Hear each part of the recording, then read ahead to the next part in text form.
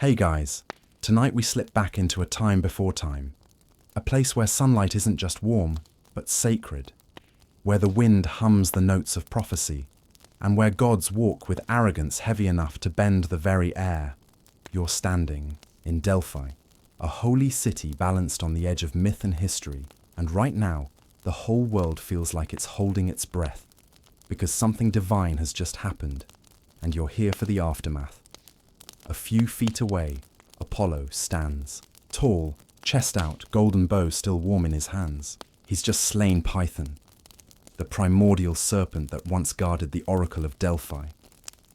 It wasn't a quiet affair. You can still see the black-green blood smeared across the marble, slowly steaming in the highland sun. The stench is awful, a mix of smoke, old rot, and something you'd only expect in your nightmares. But Apollo, he looks freshly polished, not a scratch on him. In fact, he looks more like he's modelling for an ancient sculpture than recovering from a god serpent. Battle. He tilts his head ever so slightly, letting the breeze tousle his flawless curls as he gazes toward the horizon. Then, with a smirk, he mutters just loud enough for everyone to hear. Well, that was satisfying. You blink, waiting for thunderous applause, for the sky to part, for choirs of celestial praise. But nothing happens. A dryad coughs awkwardly behind a fig tree. One of the local priests claps once, then immediately regrets it. Even the goats nearby seem unimpressed. See? Here's the twist. Apollo wasn't exactly supposed to kill Python. Not like this. Sure, the snake was terrifying, ancient, and deeply in need of a divine dental plan. But he was also a creature tied to Gaia, the earth herself. Taking him out without permission, without divine clearance, was kind of like showing up to Mount Olympus in muddy sandals. Bold, rude, potentially catastrophic. Apollo doesn't care. He's basking in his own glory. He's strutting through the ruins like a rock star after a sold-out concert. Every now and then, he points at the slowly dissolving corpse and raises an eyebrow as if to say, "You're welcome." He hums a tune too, something breezy and melodic. Probably a ballad he just wrote about himself. You try to keep up, trailing behind him as he leaps up the steps of the Temple of Delphi, all swagger and sunlight.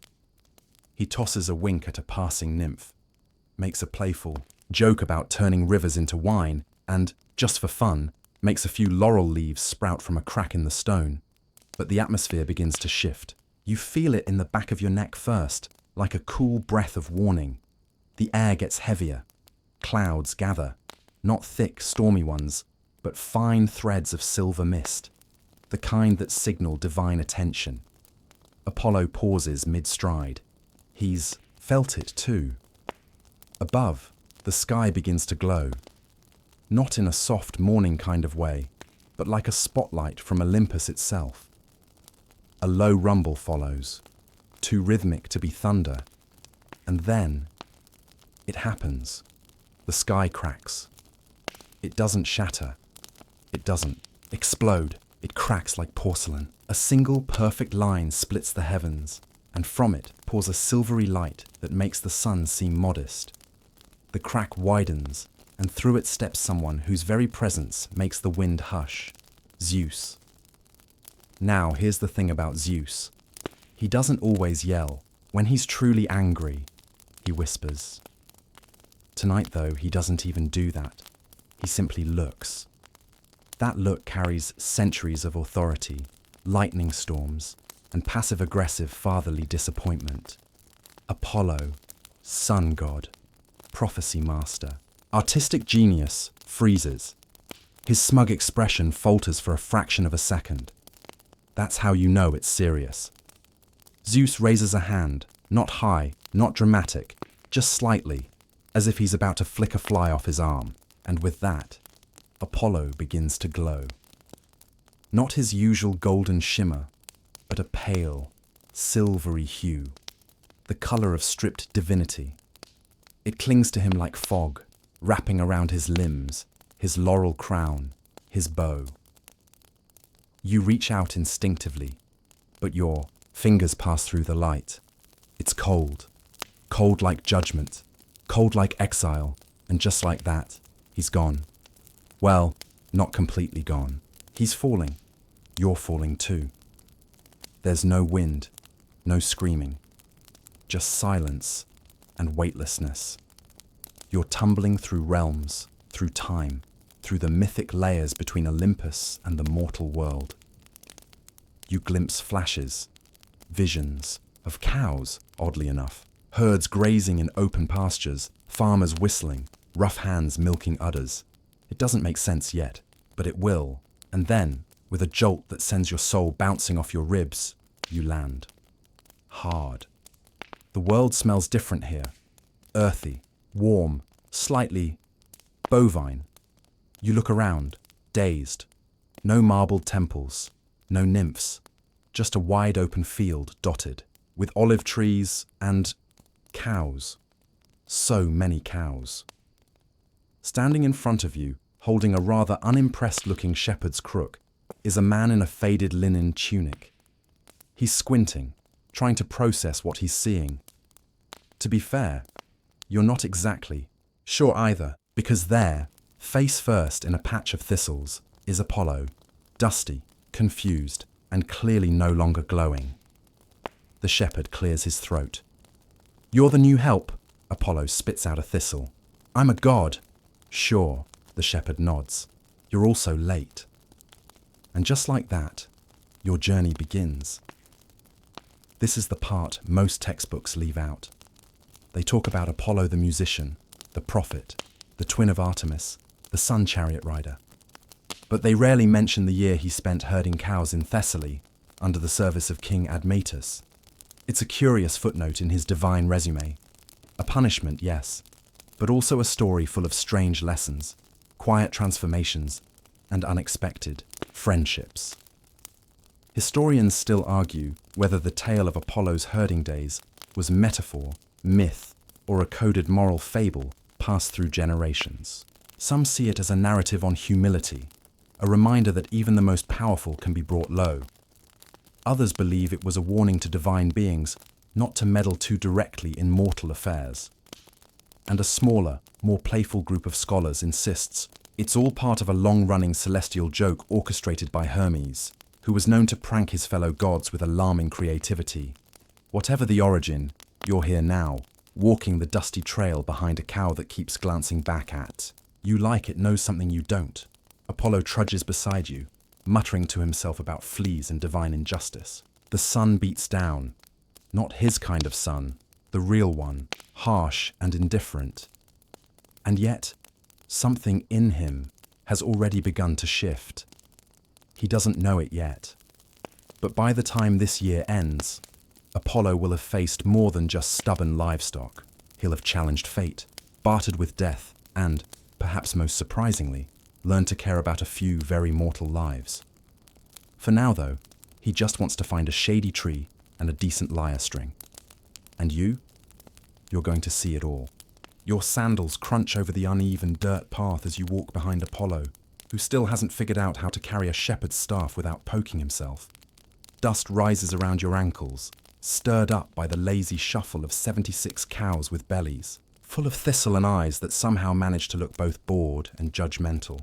The sun hangs low in the Thessalian sky, painting everything in golden hues, but not the magical kind.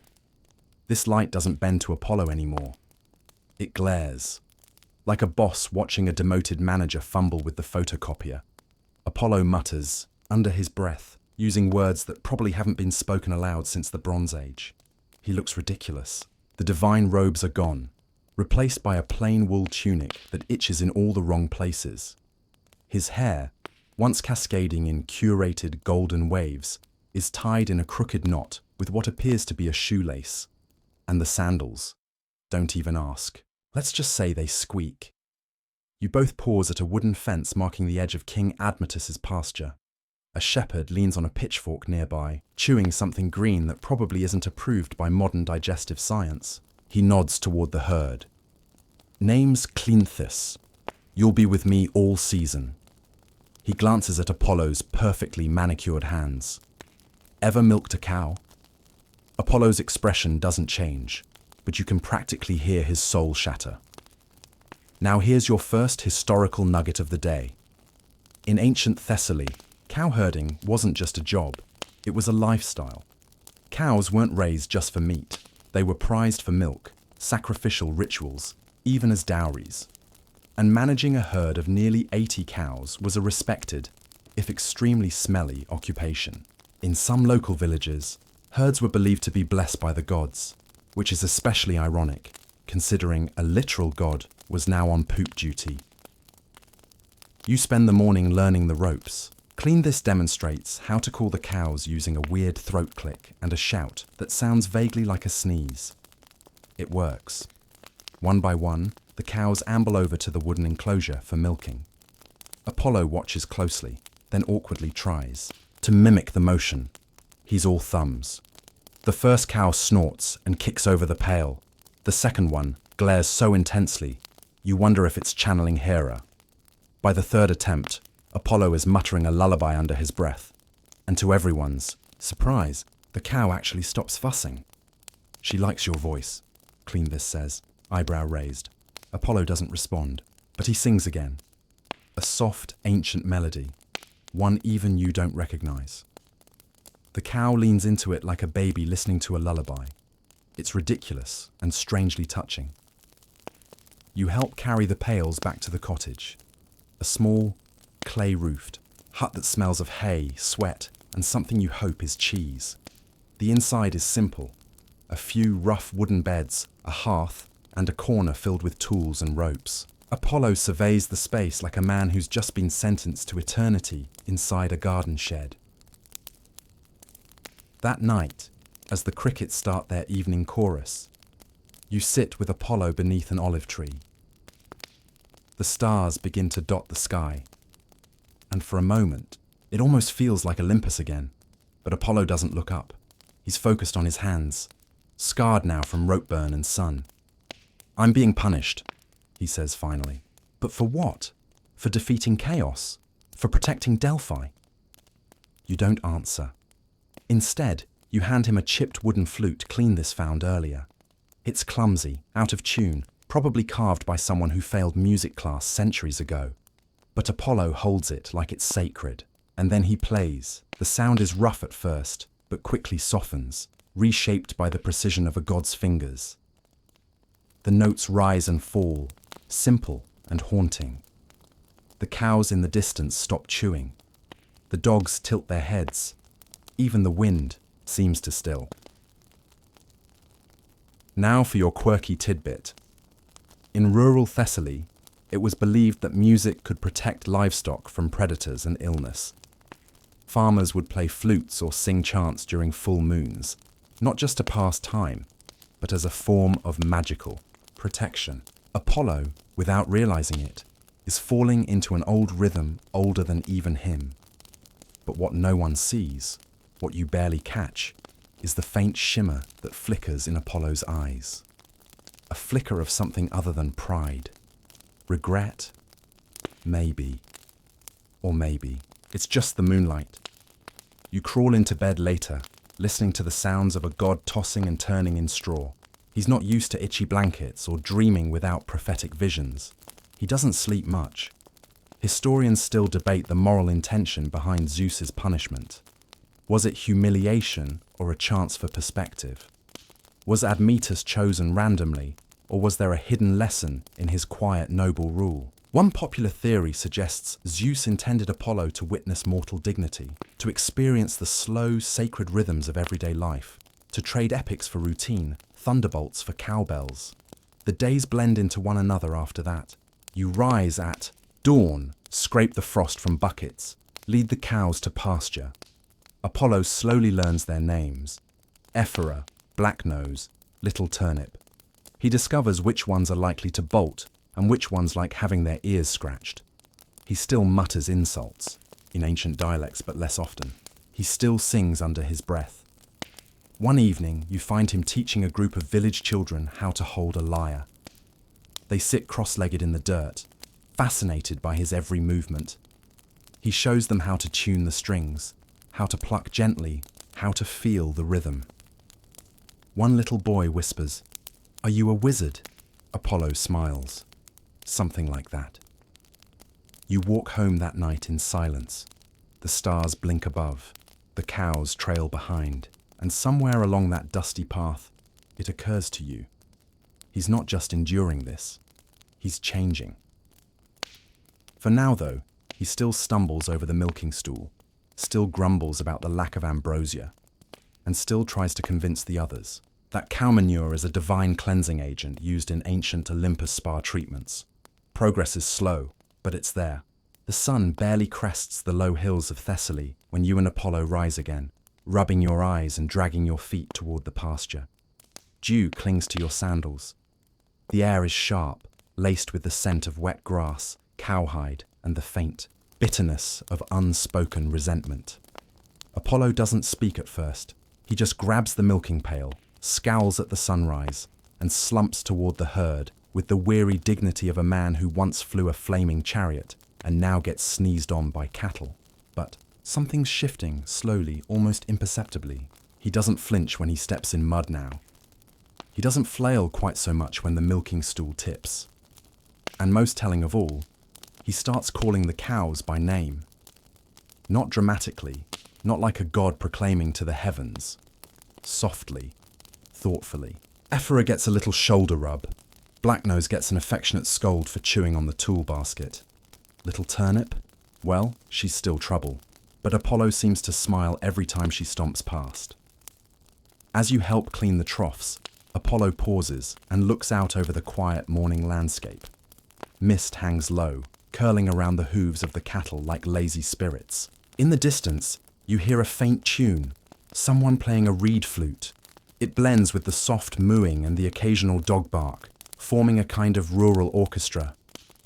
It's strange, Apollo murmurs. There's music in this. You nod, because it's true. The rhythm of the farm has a certain melody to it.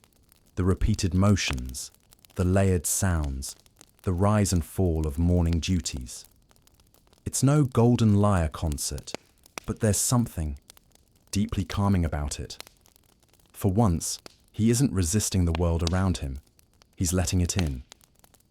This morning, Cleanthis announces you'll be leading the herd to a new grazing field farther east, past the olive grove and along a shallow river. Bend. Cows get bored too, he says, shrugging. They like a change of scene. Apollo raises an eyebrow at the idea of cows having preferences, but says nothing. The walk is long. The trail curves past low stone walls, wild fig trees, and the occasional shrine built to honor local spirits. Apollo stops at one and frowns. The figure carved into the weathered stone isn't Zeus or Hera or even Artemis. It's some obscure agricultural deity, female, barefooted, holding a sickle and a bundle of wheat. She's older than us, he says quietly. You glance at him. How much older? He shrugs. Doesn't matter. No one remembers her name now. That line hangs in the air for a while. The idea that gods, even ancient ones, can be forgotten unsettles him more than he admits. You watch him linger at the shrine a few moments longer before he presses on. By midday, you reach the new field. The cows fan out across the grass, delighted by the fresh clover. Apollo collapses under a tree, sighing like he's just completed 12 labors himself. You sit beside him, legs stretched out, watching the cows meander. Admetus hasn't visited in days, Apollo says. You hadn't really noticed. The king usually rides through once or twice a week, sometimes to check on the herd, sometimes just to chat with Apollo. But now that you think about it, it's been almost 2 weeks since his last appearance. Apollo frowns and picks at a blade of grass. He's hiding something. You cock your head. You think he's avoiding you? No, Apollo says, voice low. I think he's afraid I'll see it. I still feel things, even in this mortal shape. Here's where the historical layers start to deepen. King. Admetus wasn't just a random Thessalian noble. In some versions of the myth, he was a just and gentle ruler, beloved by his people and known for his hospitality. That's likely why Zeus chose him as Apollo's mortal boss. He was someone who led not by divine decree or threats, but by patience. But there's also a more obscure thread, a prophecy tied to Admetus's lifespan, one that says he is fated to die young, unless someone else willingly dies in his place. And Apollo, he's starting to feel it in his bones, the pull of that prophecy tightening around the king's life like a noose. Later that evening, as you and Apollo make your way back toward the cottage, you see movement near the pasture gates, a figure in dark robes, shoulders hunched, whispering something into the grass. Apollo narrows his eyes. "A prophet," he says flatly. The figure turns, an old woman, wrapped in too many layers for summer, her eyes cloudy but intense. She doesn't seem surprised to see Apollo. "The dead don't rest easy," she says. "And the gods walk in strange shoes this year." Apollo stiffens. "What do you know?" "The bargain's been made," she replies, "but the payments not yet settled." And just like that, she vanishes, whether by magic or sleight of hand, you don't know. But Apollo is already walking again, faster now. There's tension in his stride, a storm building behind his eyes. You reach the cottage as the sun dips low. The cows shuffle into the enclosure, and you go about the usual chores. But Apollo doesn't join. He sits at the far edge of the pasture, staring out at nothing, lost in thought. Here's your open scholarly debate for the night. Historians can't agree on whether Apollo's service to Admetus was purely a punishment, or whether he orchestrated it himself, knowing full well that his presence might bend fate just enough to save the mortal king. Some inscriptions hint that Apollo had foreseen Admetus's death long before the bargain. Others suggest it was only during this period, as he lived among mortals, that he truly began to care. You lie awake that night, listening to the quiet buzz of insects and the soft breathing of cows. The air is thick with the scent of hay and uncertainty. Apollo sits by the window, plucking at a homemade lyre with fingers that move more slowly now. Less showy, more human. It's strange, you think, how quickly the absurd becomes routine, how a god can go from smiting monsters to buttering bread and chasing cows through muddy fields in just a few weeks, and how, in the middle of it all, he starts to ask dangerous questions, not just about the fate of others, but about his own purpose, his own limits. The wind outside sighs through the olive branches, and somewhere a cow lets out a long, low moo, less of a complaint, more of a lullaby. You close your eyes, and the stars keep watch. The next morning arrives with the kind of quiet that makes you uneasy. Not peaceful quiet, deliberate quiet. The kind that hovers over the world like someone holding their breath. Apollo senses it too. He stands unusually still at the door of the cottage, staring at the horizon, as if something might rise from it, other than the sun. His posture is alert, not regal. He's not brushing his hair. He's not humming. He's listening. You follow him out into the yard where the cows are, waiting. They gather near the gate, their breath misting in the cool air, tails flicking. Even they seem subdued. Usually, Black Nose tries to headbutt the water trough before breakfast, and Little Turnip can't resist chewing the feed bag. But today, they just stand, clustered close like they know something's coming. Clean This arrives late, his brow furrowed, eyes darting toward the road behind him. "The king's court is closed today," he mutters. "No messengers, no deliveries, not even the usual tax collector." Apollo sets down his feed bucket. "Closed? On a harvest day?" Clean This nods. "That's what's strange. You feel the shift before anything is said. The tempo of the day has changed. Even the chickens seem to step more softly, their pecking more deliberate, as if aware of some unwelcome news swirling just outside the pasture. Apollo sends you to tend the fence line, but you can feel his gaze trailing toward the city below.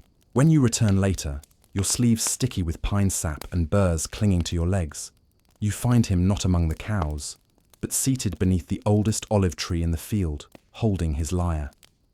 The notes he plays are slow, unrefined, nothing like the proud, glorious songs he once summoned on Olympus. These are hesitant, repetitive, like someone trying to remember a tune they heard once in a dream. You sit beside him and wait, not wanting to break whatever spell he's under. Then he speaks. Admetus is dying. The words settle between you like heavy dust. Not shouted, not even mourned, just known. You want to ask how he's sure, but you already know the answer. Apollo feels the tilt in the world, the mortal rhythm around him, the balance of life and death, the way a single strand in the web of fate starts to fray and the rest begins to shudder. He made the deal, didn't he? You say quietly. Apollo nods once. But he didn't tell her. You don't need to ask who she is.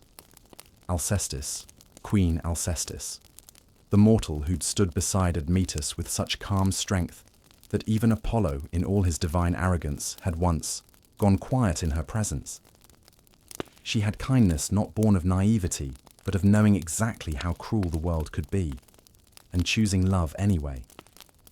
According to myth, when Admetus was offered a choice by the fates, to die as destined, or have someone else die in his place, he searched far and wide for someone willing to volunteer. Family, friends, loyal retainers, all refused, until Alcestis stepped forward. But Apollo is now beginning to suspect something darker, that Admetus never told her, that he agreed to the bargain assuming he could break it, or that someone else might step forward at the last moment. Either way, the clock is ticking. Apollo rises, his fists clenched, the lyre forgotten in the grass. If she dies for him, if she dies because of a lie, then my punishment ends in worse sin than it began. Here's your mainstream historical fact for this section. In ancient Greek storytelling, the concept of xenia, or guest friendship, was sacred. The bond between host and guest wasn't just social, it was divine. Apollo, serving Admetus, wasn't just a farmhand, he was a guest. And if the host betrayed or endangered his guest, it was seen as an offense to the gods themselves. And now the roles are complicated. The god is the guest is becoming the protector, and the mortal king is teetering on the edge of divine wrath. You follow Apollo to the edge of the pasture where the road to the palace begins. He stops, glancing back at the herd. You'll watch them? You nod. Even little Turnip. He almost smiles. And then he's gone. You return to the cows, trying to focus on the normalcy of the work. But even here, you can feel the ripple of his absence. The cows graze closer together. The dogs whine. The wind doesn't hum like it used to. You tend to the chores, mending the trough, chasing off a wandering goat, tying up the storage barn door that keeps slamming open. Every action feels like it's happening in a story you're not supposed to be in anymore. Hours pass. The sun sinks lower. The dogs start barking toward the hills. Then, hoofbeats. Apollo returns, alone, but different. His tunic is dusted with road and sweat. His expression is unreadable, but the moment he sees you, he gives a slight shake of his head. She doesn't know, he says softly. You blink. And the king refuses to tell her. The silence between you stretches wide. The cows graze without concern. The sky shifts orange. Somewhere an owl calls early. Apollo leans against the fence. If I were still divine, I'd force fate to change. I'd wrestle the threads myself. But you're not, you remind him. No, he agrees. But I remember how. This is where the story takes a mythic detour, depending on the version. Some say Apollo began weaving his own plan, preparing to confront death itself. Others suggest he went straight to the underworld in disguise, or that he composed a lullaby so powerful it made the fates pause mid-spin. One account, written centuries later on a crumbling scroll found in Rhodes, even suggests that Apollo begged Zeus, not for his powers back, but for time. Whatever the truth, one thing is clear. Apollo will not let Alcestis die without a fight. That night, long after the cows settle in, you find him walking the pasture alone. The moonlight makes the dew sparkle. He moves slowly, hand brushing over the backs of the sleeping herd. To anyone else, it might seem like a nightly check, but you know better. He's drawing strength from the simplest things: the slow breath of sleeping animals, the stillness of soil, the patience of the stars. It's not Olympus power, it's not dramatic, but it is sacred. And in that quiet moment, Apollo begins to formulate his rebellion, not with lightning, not with fire, but with something far more dangerous to the order of gods. The next morning, something in the wind feels different, less like the whisper of a breeze and more like the low hum of a warning. The cows sense it first. Even before dawn, they're restless, shifting hooves and lowing to each other in tones you haven't heard before. When you step out into the yard, the entire herd is gathered near the gate, clustered unnaturally close, as if preparing for something. Apollo stands nearby, arms folded, watching them with the expression of a man, calculating outcomes in a game only he can see. He hasn't slept. You can tell by the way he moves, slightly slower, eyes a touch darker, but there's energy in him now.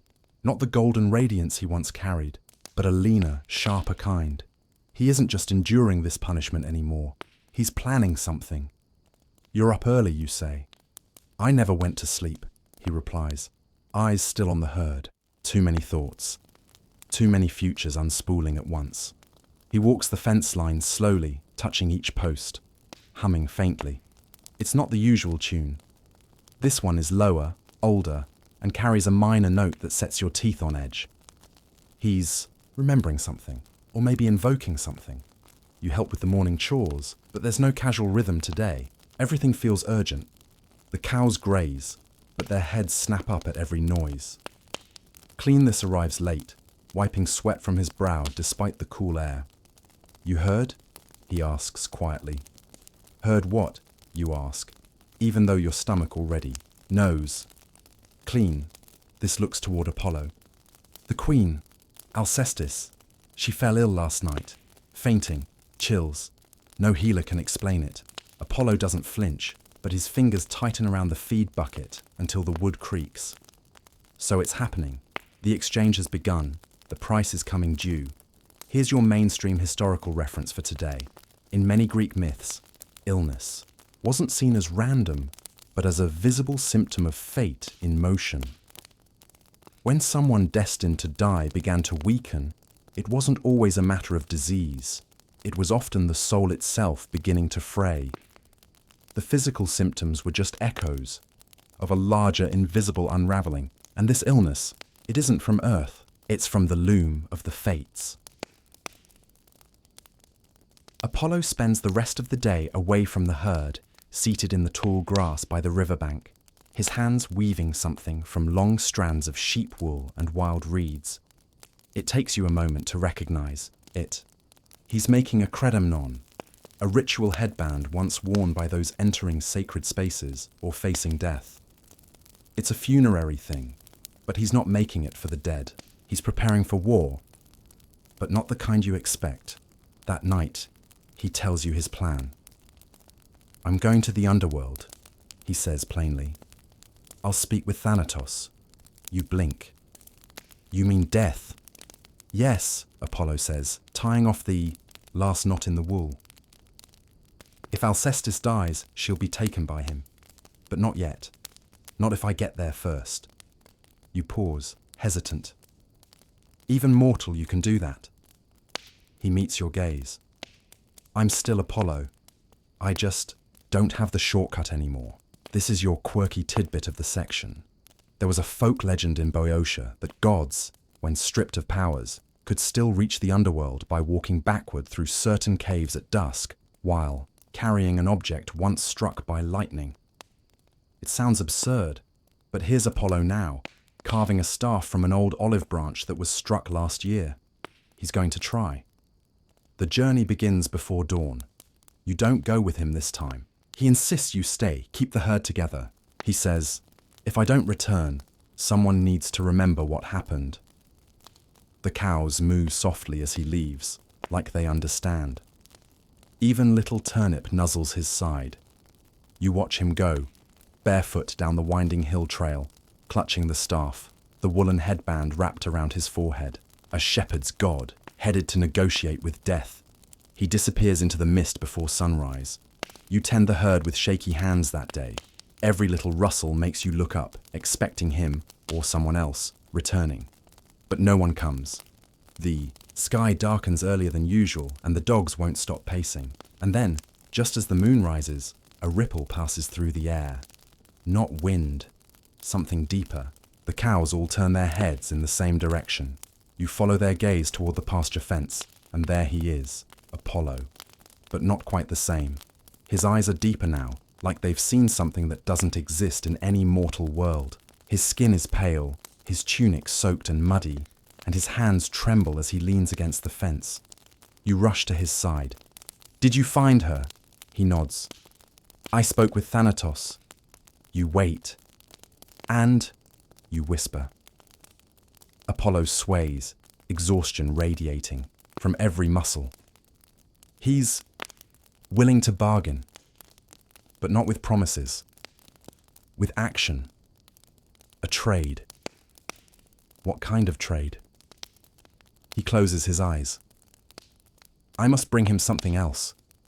A soul not yet his. Something old. Something sacred. 1 year from now. You feel the weight of it before you even understand. Apollo didn't just negotiate a delay. He struck a balance. Bought Alcestis time. But at a price that might ripple across myth and mortal. Life in ways you can't yet see. Historians still argue over whether this part of the story ever really happened. There are conflicting accounts, some that claim Apollo threatened Thanatos with music so haunting it stilled the rivers of the underworld, others that claim Thanatos merely pitied him. A lesser-known version claims that Thanatos demanded a cow in return, just one, the right one. Apollo doesn't explain further that night. He just sits by the fire, drying his tunic, staring into the flames. The cows huddle close around the barn. The wind picks up and rattles the trees. And somewhere, out there, the queen breathes again, for now. The sky is cloudy the next morning, not with storm clouds, but that heavy, dull kind of overcast that blankets the world in grey. Apollo emerges from the cottage before the first rooster crows. He walks stiffly, as if every muscle in his mortal body now holds the memory of passing through the underworld. His expression is quiet, not sad, not angry, just tired. You get the feeling he's already lived 100 lifetimes in the last 24 hours. You trail him silently to the pasture where the cows are already beginning to stir. Little Turnip moos in greeting and tries to chew on the hem of Apollo's tunic, which somehow breaks the tension. He pats her absently, murmuring something under his breath. You're not sure if it's a prayer, a spell, or just a reminder to himself that this world, at least for now, still needs tending. You didn't tell me what the bargain really was, you say gently, as you both begin spreading out the morning feed. Apollo pauses, because it's not fully mine to tell. He looks out over the herd. Thanatos gave me 1 year, 1 mortal year. In exchange, he wants a soul, a willing soul. Not just any, though. It must be sacred, bound to something old.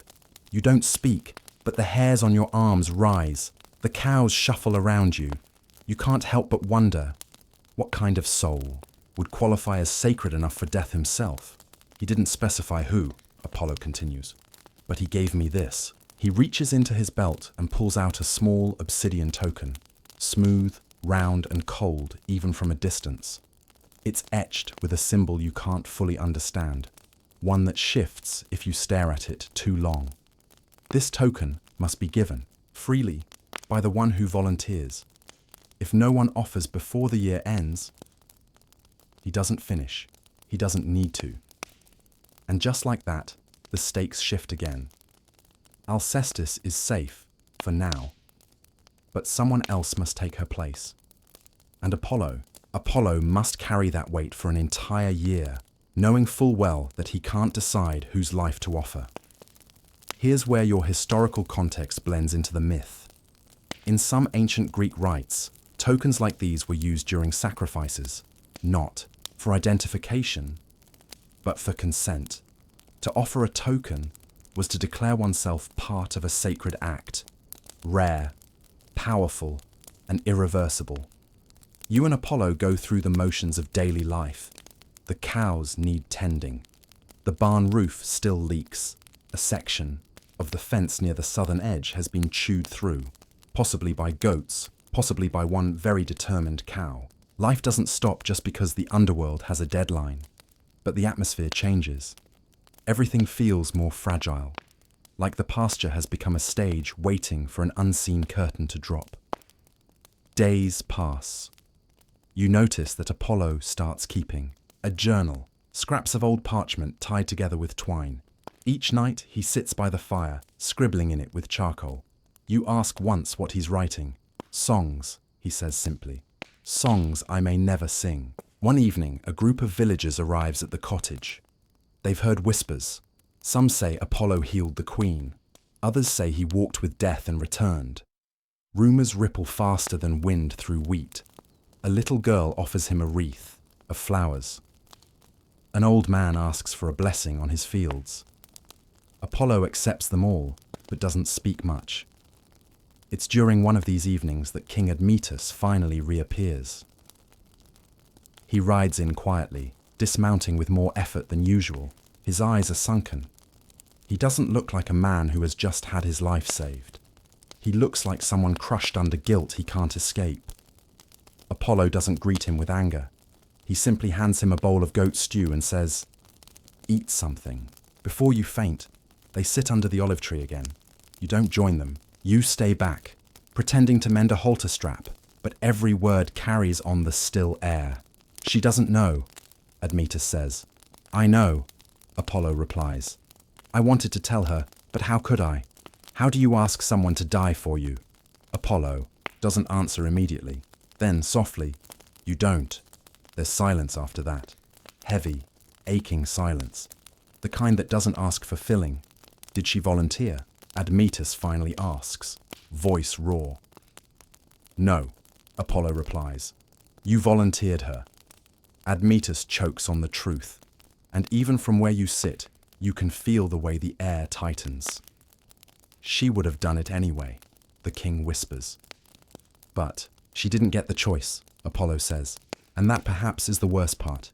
In myth and life alike, love often dances with sacrifice. But the line between offering and theft, between gift and betrayal, is finer than most mortals care to admit. Historians still debate the ethics of Admetus. Was he selfish, cowardly, or just human, caught between fear and love, between survival and integrity? Some say he redeemed himself in the end.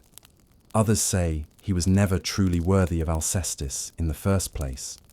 That night, after Admetus leaves, Apollo speaks more to himself than to you. "She may forgive him," he says. "But will she ever trust him again?" You don't answer. You just sit beside him, watching the moon rise over the fields, casting long shadows that look far too much like ticking clocks. Later, you find the obsidian token on the table, next to Apollo's unfinished lyre. He's gone outside, tending to a limping calf. You pick up the token. It's heavier than it looks, cold enough to make your fingers ache. You place it back down, because now you understand. The story isn't about who deserves to die. It's about who chooses to step forward. And someone will have to, before the year ends. The days stretch longer now, as summer begins to edge into early autumn. The mornings still arrive with dew-heavy silence, but the light is different. Warmer, slower, like the sun itself has grown contemplative. You and Apollo wake early, as always, but now there's less resistance in your limbs. The once punishing rhythm of rural life has become almost soothing. Even Apollo has stopped grumbling about blisters and cow breath, though he still groans every time little Turnip sits on his foot. Progress, you suppose, takes many forms. What hasn't changed is the presence of the token. It stays on the table, untouched by all but Apollo. Every evening, as the chores wind down and the stars slip into their places, he sits beside it, hands resting near but never upon it. Some nights, He stares at it for hours. Other nights he writes lyrics, prayers, half-finished poems, pieces of himself that might outlast what's coming. This particular morning begins with a strange interruption. As you're repairing a cracked water trough, a young boy from the village arrives at the gate. His hair is messy, his tunic too big for his frame, and his eyes are wide with a kind of awe only children possess when they realize they're in the presence of a god, even a temporarily powerless one. "I brought something," he says, extending a small wooden figure. It's a crude carving of a cow, not well made, lumpy, a bit lopsided. But Apollo takes it with unexpected gentleness, as if it were made of glass. "Is it for me?" he asks. The boy nods. "My papa says you made the queen better. He says you sang the bad spirits away." Apollo smiles faintly. "Maybe your papa's right." You watch this exchange in silence. There's something deeply humbling about it. A child offering thanks not with incense or coin, but with a toy carved in. Secrecy, likely with a butter knife. The boy hesitates. "Are you going to leave?" "Eventually," Apollo says, "but not yet." The boy bites his lip, then runs off, vanishing into the olive trees like a small wind spirit. Apollo turns to you. They've started to believe again. You raise an eyebrow. "In you," he shakes his head. "In each other." And that perhaps is the slow miracle of his punishment. Not that he's becoming mortal, but that the mortals around him are becoming something greater. Here's your mainstream historical fact. Thessaly was once known for its mystery cults. Small, rural spiritual groups that mixed agricultural practices with worship of obscure deities. Many of these cults believed that gods could walk among them, not as rulers, but as quiet participants in daily life. They left offerings in trees, carved cow idols like the one the boy delivered, and whispered to rivers in case a god was listening, and today, that old tradition flickers back to life. Later that afternoon, a storm rolls over the hills, sudden, fast, loud. It's not Zeus's wrath, just weather, but it feels dramatic anyway. You and Apollo scramble to herd the cows into the barn. They're stubborn and slippery, especially when spooked. Rain lashes your faces, thunder rumbles, and halfway through the chaos, Apollo slips in a mud puddle and lands face first, with a spectacular splash. He sputters, glares at you. "Say nothing." You nod solemnly. "Nothing at all." Little Turnip licks his ear. Eventually, the herd is safe. The barn is loud with animal breath and shifting hooves. The storm passes quickly, as if embarrassed by its own arrival. You sit in the hay, drenched, tired, laughing in that breathless way that only happens after disaster dodged. Apollo leans back against a wooden beam. "You know," he says, "when this started, I thought I was being humiliated." You glance at him. "And now?" He shrugs. "Now I think I was being taught." You don't press further. The best lessons, after all, take root slowly. That night, he speaks again of the underworld, of Thanatos, of the token. "I don't want anyone to take it," he admits, voice barely above the crackle of the fire. "But I know someone will. Mortals always do. They're braver than we ever gave them credit for." You watch the firelight flicker across his face. It's strange seeing him like this. Not as the sun god, not as the flawless golden figure, carved into 1,000 temple walls, but as a person. A man who has mucked stalls and played lullabies to sick calves. A man who now knows what it means to owe someone not for power, but for kindness. Historians still argue whether this transformation was Zeus's plan all along. Some say it was punishment. Others believe it was prophecy in disguise, a pivot point meant to humanize the divine. A few even suggest that Apollo chose the punishment himself, understanding that the only way to save Alcestis, and perhaps himself, was to walk among the people he so often sang about from above. Just before bed, you find Apollo at the gate, again, looking up at the stars. He speaks without turning. "Do you know what I miss most?" You shake your head. "The silence of space," he says. "When I used to ride the sun chariot, there was a moment every morning, right before dawn, when the whole sky held its breath. No wind, no voices, just the hum of fire, that stillness. It felt like being inside a heartbeat too big to understand. You stand beside him. Do you think you'll ride again? He pauses.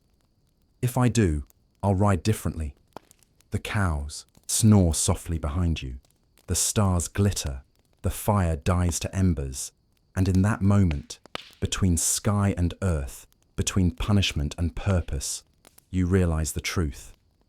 He may not be a god right now, but he's becoming something far more dangerous, human. By now, the rhythm of your days has taken on the gentle, hypnotic quality of a lullaby. Morning arrives not with jarring urgency, but with the soft, sleepy murmur of hooves shifting in straw and birds waking just before the sun stretches its arms across the hills. You and Apollo rise at the same time, not because of some obligation or divine whisper, but because the day simply begins that way. It's not routine, it's ritual. Apollo, for all his golden pride and celestial origin, no longer fights it. He dresses quickly, eats the same goat cheese and olives you do, and moves through the pasture like someone born of this world rather than dropped into it as punishment. He even hums while he works, low, winding melodies that don't carry the grandeur of Olympus, but instead wrap around the cows like warm blankets. Today he suggests something unexpected. We're taking them into the woods, he says, tapping, his staff on the dusty ground. They've eaten the pasture to its roots. You blink. The cows? He nods.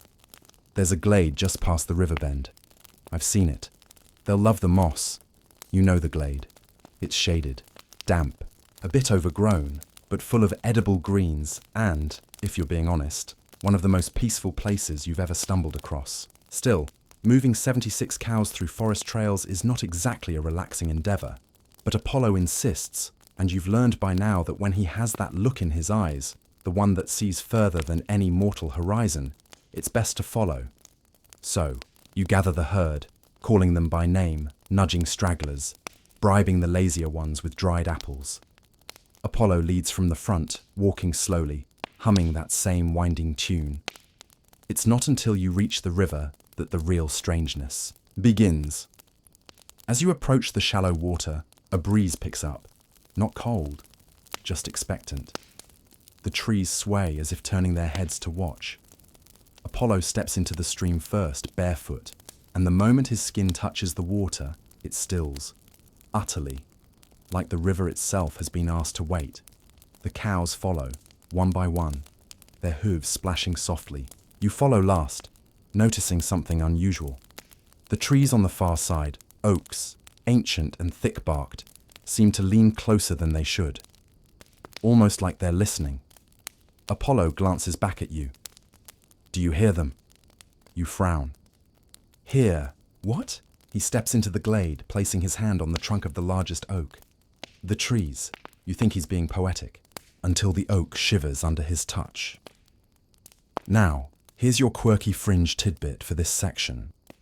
There was a lesser-known rural belief in ancient Thessaly that certain trees were repositories of divine memory.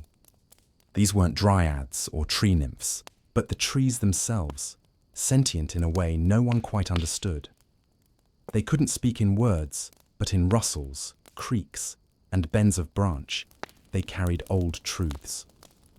Only those who had touched both death and divinity could hear them clearly.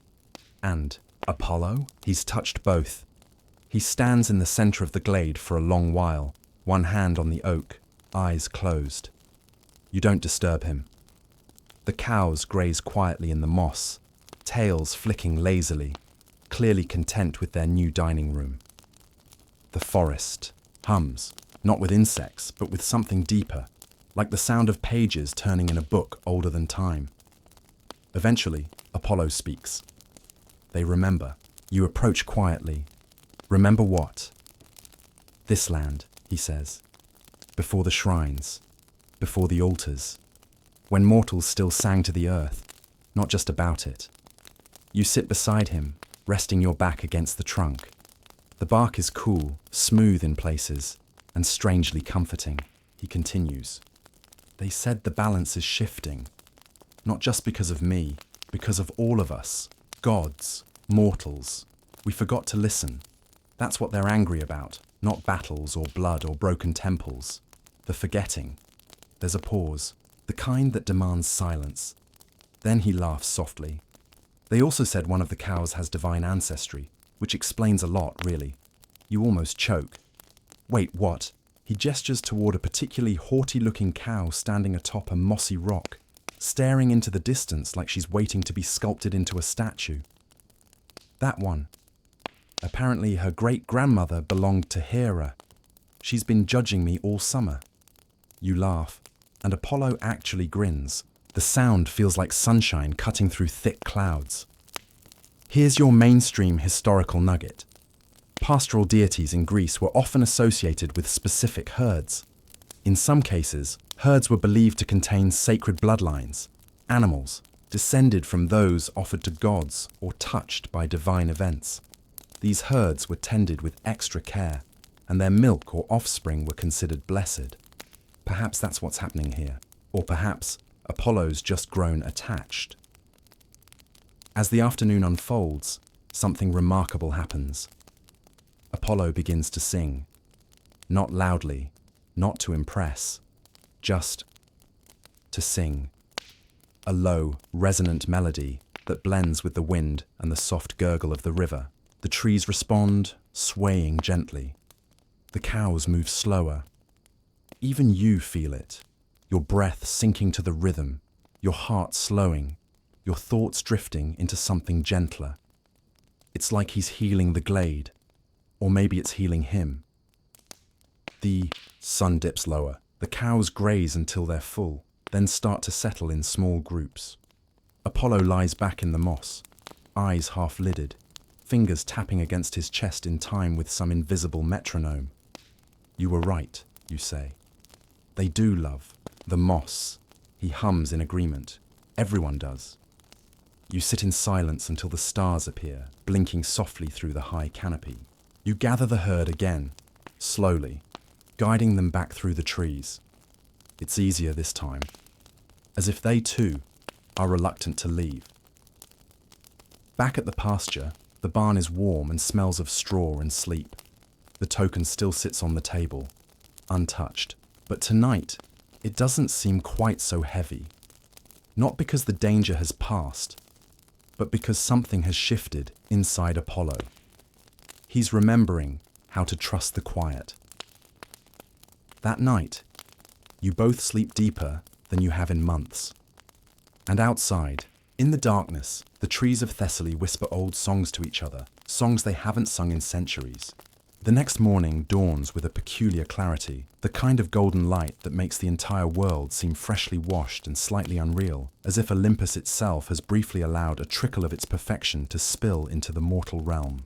You wake with straw in your hair, a faint crick in your neck, and the strange feeling that something important is about to happen, but no one has told you what.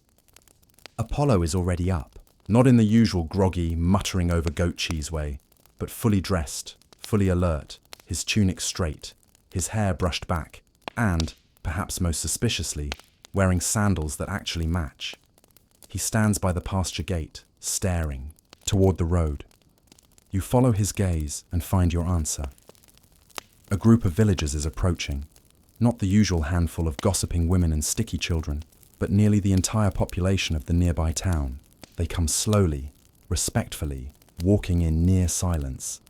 Some carry flowers, some carry food. A few have brought carved wooden offerings, cows, lyres, bundles of wheat tied with thread. At the front walks a wiry older man with a scar across, his chin holding a staff wrapped in wool and laurel leaves. You meet them halfway, Apollo just behind you. The man bows deeply. We've come to see the god. Apollo raises a hand gently. I'm not a god right now. The man nods. We know. But we thought, maybe we should listen anyway. That's when you understand. They haven't come for spectacle or miracle. They've come for something quieter, something older, a kind of trust that predates temples and golden statues. They've come to witness, And Apollo? He lets them. You help gather benches and lay out blankets. The villagers sit in the open field, the cows watching from a curious distance. Apollo stands before them with no crown, no lyre, no thunder or flame, just himself. And then he begins to speak. Not in declarations, not in riddles, just softly, plainly, with stories. About the cows, the barn, the storm that broke the fence, the time he fell in the mud and blamed a goat. He tells them about Admetus and Alcestis, not the grand myth, but the truth beneath it. About love given and trust lost.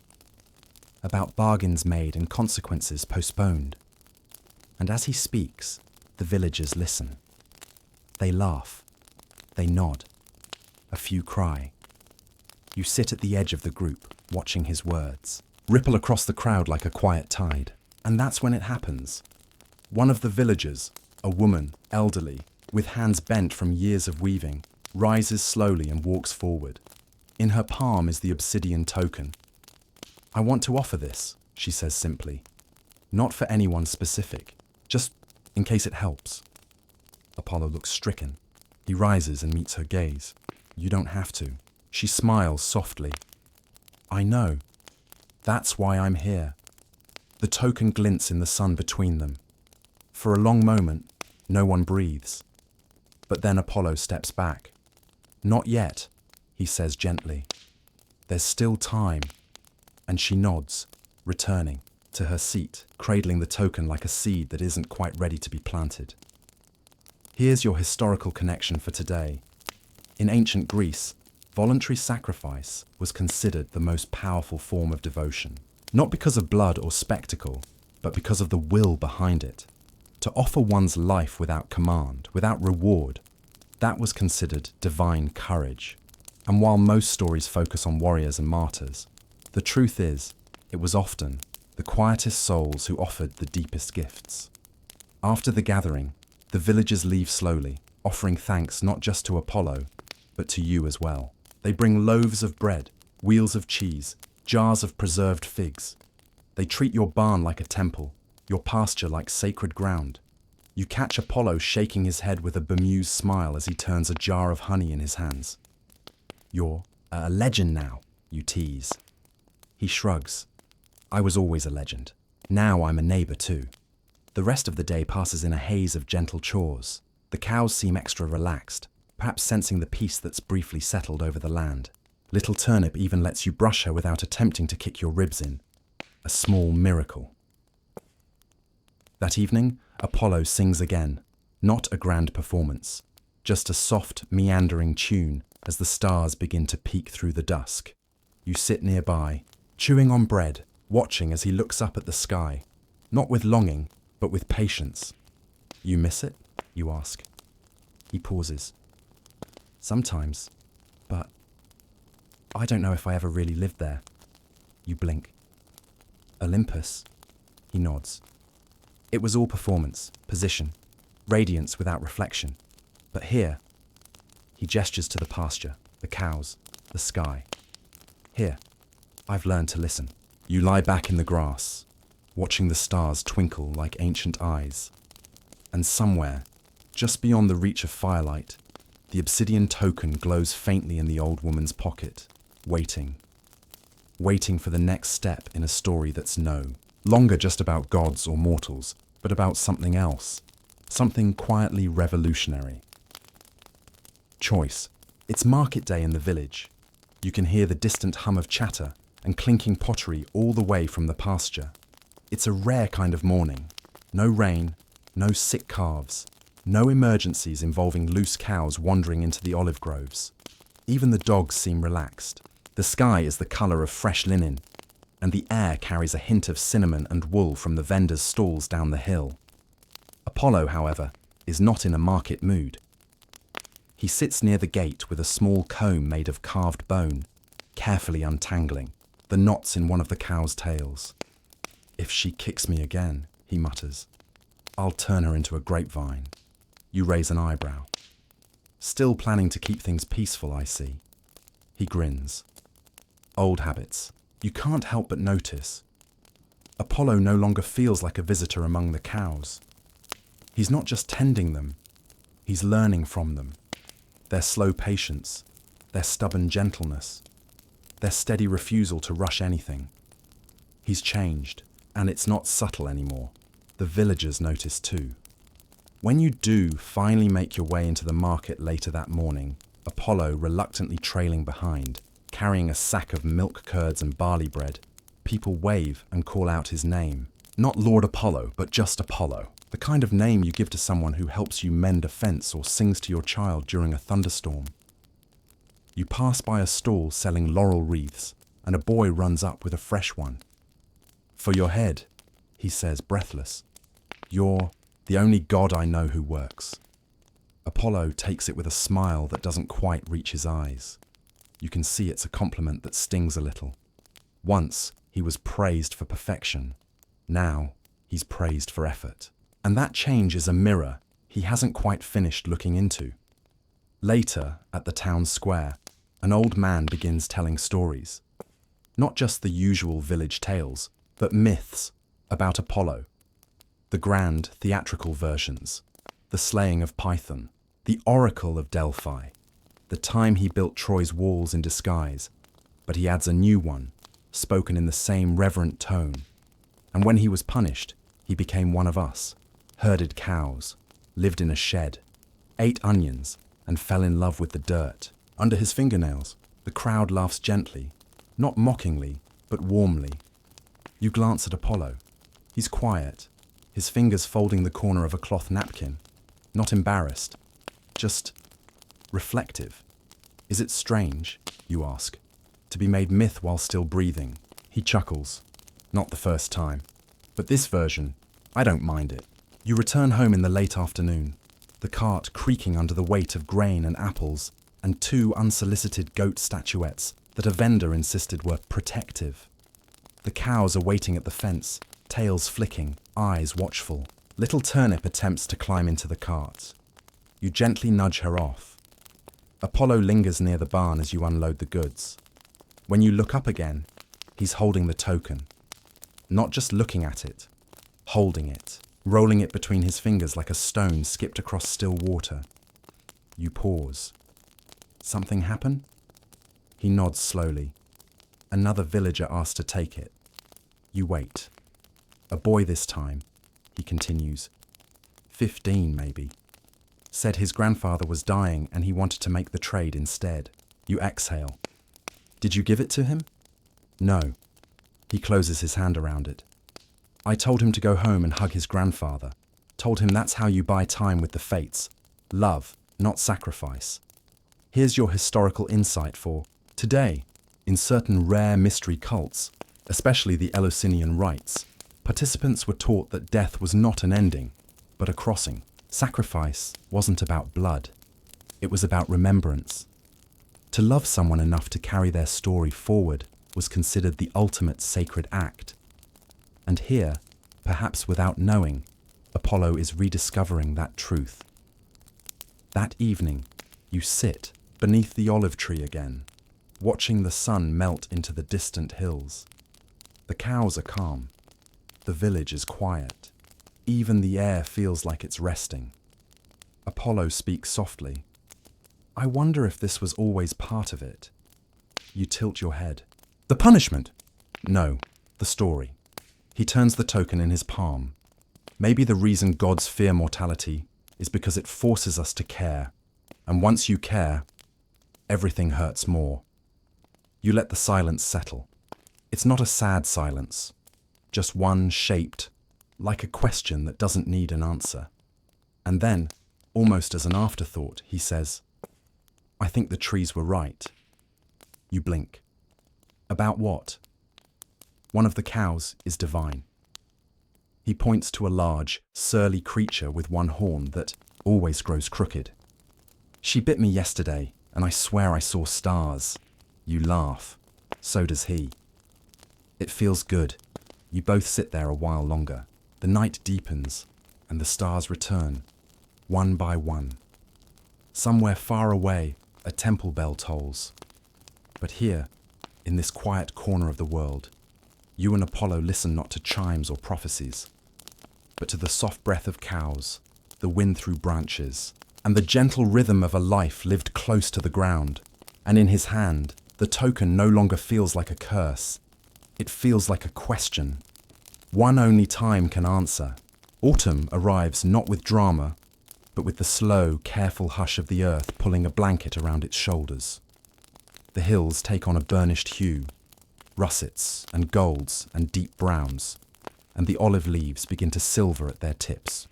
The mob. Cows grow woollier, lazier, and more particular about where they step.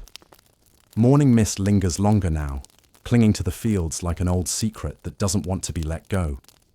You wake to the smell of damp straw and baking bread. Clean this. Had dropped off a gift the night before, a still warm round loaf wrapped in linen and gratitude. You and Apollo eat in silence, sitting on the back step of the barn, watching the sun rise behind a line of low clouds that refuse to part completely. He chews slowly, thoughtfully. Do you feel it? You swallow. Feel what? The year, turning. He gestures at the trees. It's happening. The promise I made. It's growing closer. You nod. No need to ask which promise. The obsidian token remains where it always has, resting on the mantle, absorbing the morning light, like a stone that remembers fire. No one's asked for it in weeks. No one's tried to offer themselves. And yet, it waits. You move through the morning chores as usual, watering, brushing, calling the cows in from the far field. Even little Turnip seems slower today, more thoughtful. The dogs don't bark as much. The wind whistles through the reeds by the stream, but doesn't raise its voice. It's as if the whole world knows the hourglass has flipped and the sand is running quieter now. After midday, Apollo surprises you by suggesting a walk, just the two of you. You follow him past the pasture, down a winding trail you haven't taken in months. The ground is soft beneath your feet, carpeted in fallen leaves. The trees close in overhead, not menacing, but protective. Like old friends, eager to share one last memory. I used to hate this kind of silence, he says, after a long stretch of walking. You glance over. What changed? He smiles, faintly. You laugh. Me? He nods. You and these cows, and that barn, and the rhythm of sunrise and feed buckets, and the way little Turnip glares at me every morning like she knows my sins. You raise an eyebrow. She probably does. You reach a small clearing, one you'd forgotten even existed. There's a broken bench under a fig tree, half covered in ivy, and a spring trickling through a circle of stones. Apollo sits and gestures for you to do the same. You both watch the water bubble and swirl. Then, slowly, he pulls something from his pocket. It's not the token. It's a folded piece of parchment. He hands it to you. You open it and begin to read. It's a song, handwritten, barely legible in places, smudged from use and editing. But as you read it aloud, quietly, you realize what it is. A farewell. He's written it for himself. You planning on singing this? You ask softly. He nods. When the time comes, you stare at the words. They're not grand, not heroic. They're simple, honest. One verse even mentions manure, and yet they hold a gravity heavier than any prophecy. I don't want to go, he says, after a long pause. But I don't think I was meant to stay either, not as I am now. You feel your throat tighten. You think someone will take the token? You ask. He exhales. I hope not, but I think someone will. He doesn't sound resigned. He sounds aware that kindness is often quiet, that sacrifice is rarely shouted, that love, the real kind, almost always ends in someone saying goodbye. Here's your scholarly thread for the day. Ancient Greek poetry often treated farewells as sacred transitions, rites of passage between one form of existence and another. To leave with grace was seen as noble, but to leave with awareness and choice was divine. You fold the parchment and hand it back. Apollo tucks it away without another word. As you walk back toward the barn, dusk falling like a soft curtain behind you. The cows lift their heads one by one, sensing your return. You never thought animals could carry such expression in their eyes. But these cows have seen things. They've watched a god learn humility. They've listened to lullabies meant for stars. They've grazed in a glade that once whispered to oaks. And tomorrow they will rise and eat and chew and flick their tails like nothing in the world is fragile. Because that's how life continues. That night, Apollo doesn't speak much. He plays the lyre instead. Soft, slow melodies, half-formed and ancient. You sit with him, listening. The barn is warm. The dogs curl near the fire. The world outside is dark, but not unfriendly. Just waiting, just watching. Like all of us. The first frost comes overnight. You wake to a field wrapped in white lace, each blade of grass coated in ice so fine it looks like starlight woven into the ground. The cow's breath curls into the morning air like incense from temple braziers. Their backs steam softly in the sun, and even little Turnip, who usually storms around like a bovine warlord, walks more carefully, hooves crunching the frozen mud with quiet grace. Inside the barn, Apollo is already awake, crouched by the hearth. The fire is small, stubborn, and crackling just enough to stave off the chill. He has a bowl of lentils in his lap and his cloak drawn tightly around his shoulders. But what draws your attention isn't the food or the fire. It's the look on his face. He's thinking about it again. The token sits on the table behind him, motionless, heavy, darker than the frost-laced morning. It's become a fixture now, like a household god, unspoken, respected, feared. No one's dared to pick it up since the old woman. No one's tried to offer it again, but its silence is more piercing than any speech. You join him near the fire, wrapping a wool blanket around your shoulders. The quiet stretches between you, broken only by the low whistle of wind through the thatch. "She's getting worse," Apollo says at last. You don't need to ask who, you already know. Alcestis. The queen hasn't been seen in weeks. Messengers come and go from the palace, their faces unreadable. Rumours ripple quietly. She sleeps all day. She won't eat. She speaks only in dreams. Some say she walks the halls, like a ghost waiting for the moment she'll pass through the wall and vanish. She knows, Apollo adds more softly. She doesn't remember how, but her body remembers. He puts down his bowl and stokes the fire with a practiced hand. Admetus still hasn't told her? No. You shake your head. How do you forgive someone for asking you to die without telling you? Apollo chuckles bitterly. How do you stay in love with them afterward? He rises and walks to the door, opening it slowly. The cold rushes in, sharp and immediate. Outside, the cows are beginning to wake fully. They move slowly through the frost, their every step deliberate, their dark shapes casting long shadows across the crystalline field. Today, Apollo says, we're going to do something for her. You blink. What do you mean? He turns, back, a strange light in his eyes. We're going to bring the herd to the palace. You stare. The palace, with 76 cows? He nods. All of them. You fumble for words. Why? He smiles, but it's sad. Because I want her to hear the life she nearly gave up. I want her to see what she helped save. She doesn't remember the deal, but I think part of her remembers the cost. I want to give her a moment of peace. You don't argue, and so you gather the herd. It takes nearly 2 hours to prepare. You borrow carts and rope. Clean this brings his nephew to help. The cows, of course, are unbothered. They shuffle and moo and nudge each other like this is just another strange human game. Little Turnip, naturally, tries to climb into the cart again. You let her. The villagers line the roads as you begin the journey. Some laugh, some pray, some toss flowers onto the path. It's not a parade. It's not a protest. It's something quieter, a witness. People step aside not because they're told to, but because they want to. Apollo walks at the front, staff in hand, the old lyre slung across his back. He doesn't speak, he just hums that same tune, low, steady, endless. A song of frost and sunlight, and something older than both.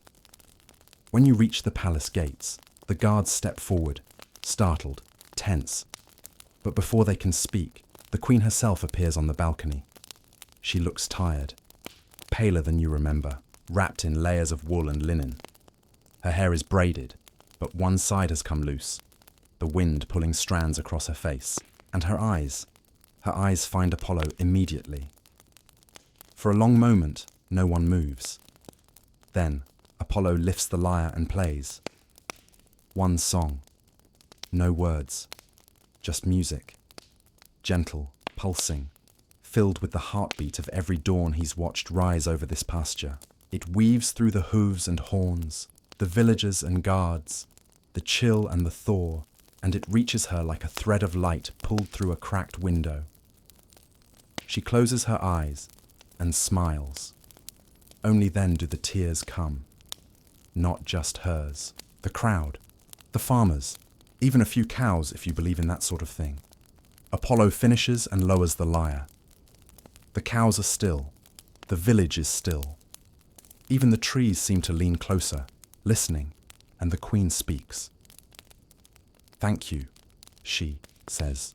"Whoever you are." Apollo bows. "A shepherd, just a shepherd." She doesn't question it. She just nods, then turns, slowly, and disappears behind the curtain. You stay a little longer, letting the herd graze on the palace lawn. The guards give up trying to control anything. One even pets little Turnip, who promptly sneezes on his boots. As you lead the cows home, Apollo walks beside you, his shoulders a little straighter, his expression unreadable. "She remembered something," you say. "She remembered enough," he replies. "Here's your historical whisper. In ancient rural rites, it was believed that the presence of animals, especially herds, could purify a place of grief. Their breath, their warmth, their slow-living bodies were thought to absorb sorrow, to carry it back to the earth and bury it where it could become something new. That night, you return the herd to the barn. You light the hearth. Apollo sits across, from you, silent. Then, he picks up the token. Not for show, not for fear, for readiness. It's not time yet, but soon. And when it comes, he will be ready to face it. Not as a god who demanded worship, but as a man who once sang for a dying queen, and brought her peace with nothing but cows, a lyre, and his voice. The air is thinner now, not colder, though it is, but quieter. Even the wind seems to carry itself more carefully, as if it doesn't want to startle anything. You feel it first in your bones, not your skin. A hush under everything. Under the morning rooster calls, under the rustling hay, under the slow, deliberate footsteps of Apollo as he moves about the pasture. He doesn't speak much these days, not out of sadness, not out of dread, but because he's listening to the earth, to the cows, to something older than either. He's started rising even earlier, often before the sun, and walking the fields barefoot, leaving behind faint prints in the frost that disappear as quickly as they're made. You join him this morning near the stream, where the moss is still damp and the trees arch like watchful sentinels. He's crouched near the water, one hand touching the surface, the other holding a sprig of rosemary, something the villagers left at the gate yesterday without explanation. "Did you know," he says softly, "that in some parts of the world, they plant rosemary on graves?" You nod. "For remembrance." He smiles faintly. "Yes. Mortals fear forgetting more than dying. I think that's beautiful." The token lies in the grass beside him, like a coin tossed from Olympus and lost in the underbrush. It's darker, now. Less polished, like it's been absorbing the weight of every moment. "I had a dream," Apollo says. You listen. "I was back on Olympus. The sun was behind me, and the halls were gold, but they were empty. Not a soul. Just silence and my own footsteps echoing. And when I looked in the mirror, I wasn't there." You look at him, concerned. You think it was a warning. He shakes his head. I think it was a reminder that even gods can be forgotten, that if I return and try to be who I was, I might vanish anyway. You don't know what to say, so you don't say anything, and he seems grateful for that. Later, that day, Cleanthus comes by with a message from the palace. No scroll, no wax seal, just words carried on the wind. The queen is asking for the shepherd. Apollo sets down his pail and dusts off his hands. I'll go. You offer to join him, but he shakes his head. She needs one voice, not a chorus. He leaves just after midday, taking the long path through the olive groves. You watch him disappear down the road, a lone figure carrying 1,000 unspoken things. You tend the herd in his absence. The cows seem to feel the shift too. They're unusually cooperative. Even little Turnip follows directions without protest. The dogs stay close, ears perked, watching the road as if they expect the sky to fall any minute. Apollo returns just before dusk. He's quiet, contemplative, but not heavy. If anything, he looks lighter. Not relieved exactly. Aligned. She remembered everything, he says as he sits near the hearth. You sit across from him, waiting. She said she woke up one morning and it was like a curtain had lifted. She remembered the offer, the sickness, the bargain, the feeling of being traded. He swallows. But she also remembered me. He turns his gaze to the fire. She said she doesn't forgive him. Not yet. But she's grateful for the cows. You almost laugh. What? She said. He chuckles. That watching them graze on her lawn reminded her what it means to stay. To be stubborn. To choose life every single day. She said, if they could be peaceful after everything, so could she. You lean back. I told you they were magic. He smiles again, warmer now. You were right. Here's your historical thread for the night. In ancient rites of healing, it was believed that one could borrow strength from animals, especially herd animals, by observing them. Their constancy, their slow chewing, their disregard for human panic were seen as stabilizing forces. Temples would sometimes house goats or cows not for sacrifice, but for watching. They were calmness made flesh. That night, Apollo doesn't write, doesn't play, doesn't speak. He just sits outside the barn under the stars, the token in one hand, his other hand resting on the ground. And you, beside him, realize that you've never seen him so still. The kind of still that only comes when someone has made peace with the ending they didn't choose, but know must come anyway. You don't ask what he's thinking. You already know. Soon, someone will take the token. And it may not be who anyone expects. The days are shorter now, not just in light, but in feeling. Each morning feels like a page being carefully turned. Each night like a breath being held just a little too long. The cows rise slower. Their shadows stretch longer. Even the pasture dogs seem to bark in softer tones, as though they know the volume of things should be turned down. Apollo keeps to himself more. He still does the chores, feeds the calves, mends the broken latch on the hayloft, checks the southern fence line where wild boars keep trying to dig under. But his thoughts are always elsewhere. Somewhere far beyond the hills. Somewhere close to the edge of a decision. He keeps the token with him now. Not hidden, not displayed. Just present, tucked into the folds of his tunic, resting beside his heart. He doesn't touch it often, but you notice how sometimes, when he's thinking, his hand drifts there unconsciously.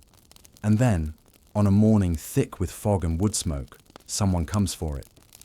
You hear the knock on the barn door, just as you're finishing with the milking. It's soft, hesitant. Apollo looks up from where he's mending a harness, and you see the shift in his face before you even reach the door. It's Admetus. The king does not wear a crown. His robe is plain. His boots are muddy. He looks less like a ruler and more like a farmer returning from the fields, bent slightly, not with age, but with something heavier. I've come to offer it, he says. You step aside. Let him in. Apollo says nothing. just watches. Admetus stands in the center of the barn, the cows lowing softly in the background, the scent of straw and autumn apples heavy in the air. He removes a small pouch from his coat and pulls out something wrapped in cloth. It's not the token. It's something else. A ring. Her ring. I took it from her when she was sick, he says quietly. I thought I could trick fate by holding it close. That maybe if I kept it hidden, I could fool the gods into letting her live. He looks at Apollo, eyes shining. I was wrong. He kneels, not like a supplicant, but like someone returning something they should never have touched. I want to take her place, he says, not because I deserve to, but because it should have been me from the start. And then he opens his hand. The token glows faintly, warming as if it has been waiting for this moment. Apollo doesn't move. He simply watches. You hold your breath. But then, no, Apollo says, his voice low but firm. You're too late. Admetus flinches. What do you mean? Apollo walks forward slowly, eyes locked on the king. She already made peace with it. She forgave you because she survived. To trade yourself now would undo that. It would turn her forgiveness into grief, her peace into rage. Admetus's hands tremble. So, there's nothing I can do. You can live, Apollo says. Fully, honestly, without running from what you did. That's the only offering that means anything now. Admetus bows his head. The cows shift behind you. The barn holds its breath.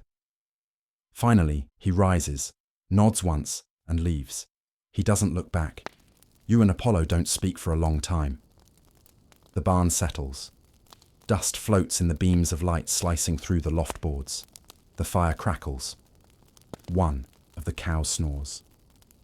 Then, Apollo says quietly, he meant it.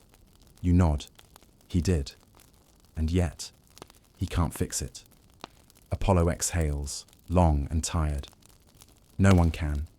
Here's your open scholarly debate for today. Some retellings suggest that Admetus did take the token, and that Apollo merely delayed the result. Others claim this was the moment Apollo decided to bend fate himself, to shift the balance in secret, choosing not a sacrificial soul, but a symbolic act. The myth splinters here. Some versions end in tragedy, others in quiet triumph. But this version holds its breath.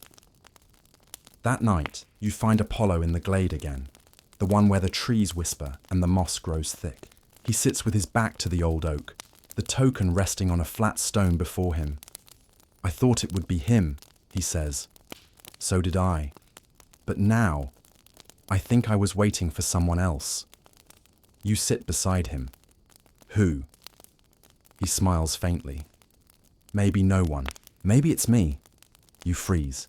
You can't take it. I'm not supposed to. But maybe this ends not with a trade, but with an offering of a different kind. You don't speak. The glade rustles gently, the trees whispering in voices you'll never fully understand. I'm not afraid of going, Apollo says, but I want it to mean something. You look at him, not as a god, not even as a shepherd, but as someone who has finally stopped running from himself. And for the first time, you realize just how human he's become, and just how far he's willing to go. The frost thickens each morning now. You wake with your breath fogging in front of your face, and even the cows linger longer in their stalls, reluctant to step into the brittle air. Every fence post glistens like it's been dipped in powdered glass, and your hands go numb before you finish tightening the ropes around the hay bales. But today, Apollo is already outside, barefoot, standing in the middle of the pasture, not moving, not singing, just standing. His tunic clings to him in the cold, and his hair is silvered with dew, but he doesn't seem to notice. He looks up at the sky with the stillness of a statue, as if waiting for a sign that hasn't arrived yet. You call out to him, but he doesn't answer. When you reach him, you see that he's drawn a circle in the frost-covered grass.